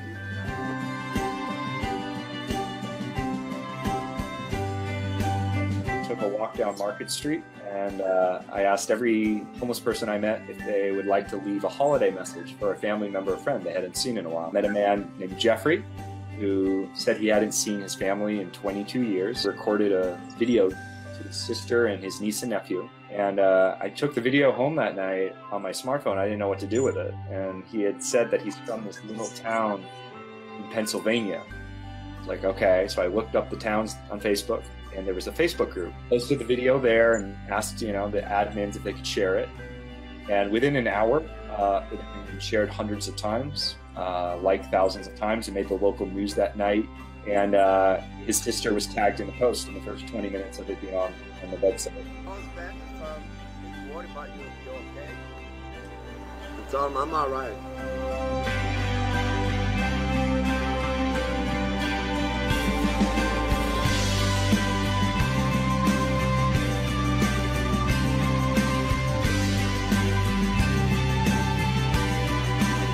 Power of the device in your pocket, not just take and share selfies or to watch like cat videos, but also to help a person who's been on and off the streets for decades reconnect to the family who goes to bed thinking about him every night. Social media can be used for social good.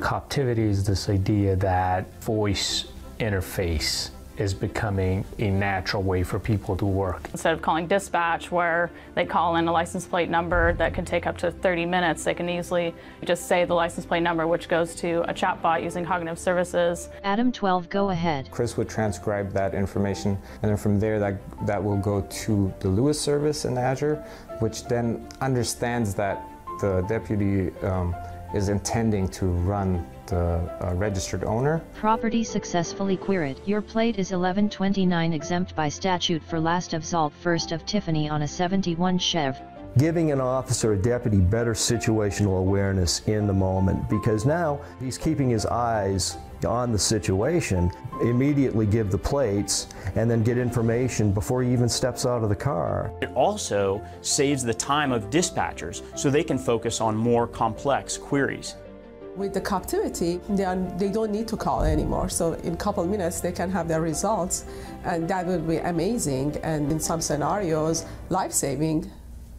Utilizing Lewis and the different software available on the Azure stack is what makes this possible. We're looking at Azure to really transform what we do and how we do it and bring new innovations to the table. When you can use the new tools and services that technology is providing and make everything easier, faster, and more efficient to your end users. So that they can basically do what they need to do.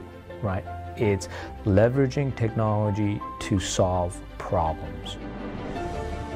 Artificial intelligence is a great example of how our customers are able to leverage amazing hyperscale capabilities that we built in our facilities and use them uniquely and creatively on the edge. And I think you'll find a great example of using voice assistant and cognitive services to develop a solution that hopefully will actually help our public safety and our officers that are out on the edge provide better services to the citizens. It's one of the things that makes me proud to work at Microsoft. We invest resources to help customers accelerate progress on their digital transformation journey. It's a continuous process, right? We just continuously move forward. That's kind of, the way I see digital transformation is more like digital evolution. Most of us have already experienced it, in the form of personal devices like cellular phones or voice search on our TVs. Even in its infancy, voice technology is changing the way we shop, travel, and the way we work. So what will the future be like? Voice technology empowers users to interact with technology in a way that's natural and no longer OS or hardware dependent. It's uninhibited by what model device or network we may have in our pocket. Voice technology allows us to use technology for more than just a digital assistant, but a digital companion. At OneVi, we are your voice technology solution.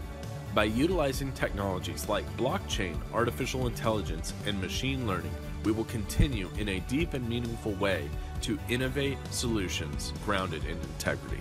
OneVi, we magnify voice for attention and influence.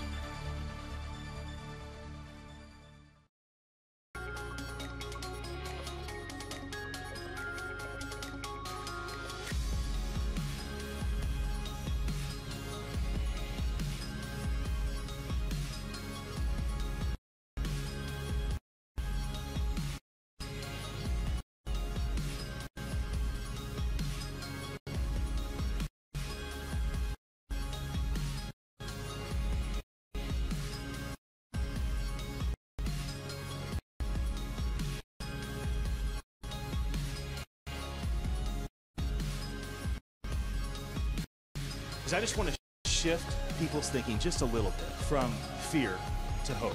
We have to get this space bigger. We have to get more people. And the way you do that is by storytelling, by marketing and messaging. And I want the world to be a better place. I want the San Francisco Bay Area to be better for my children and their children's children's children who I'll never meet. But I think today I'm affecting their life.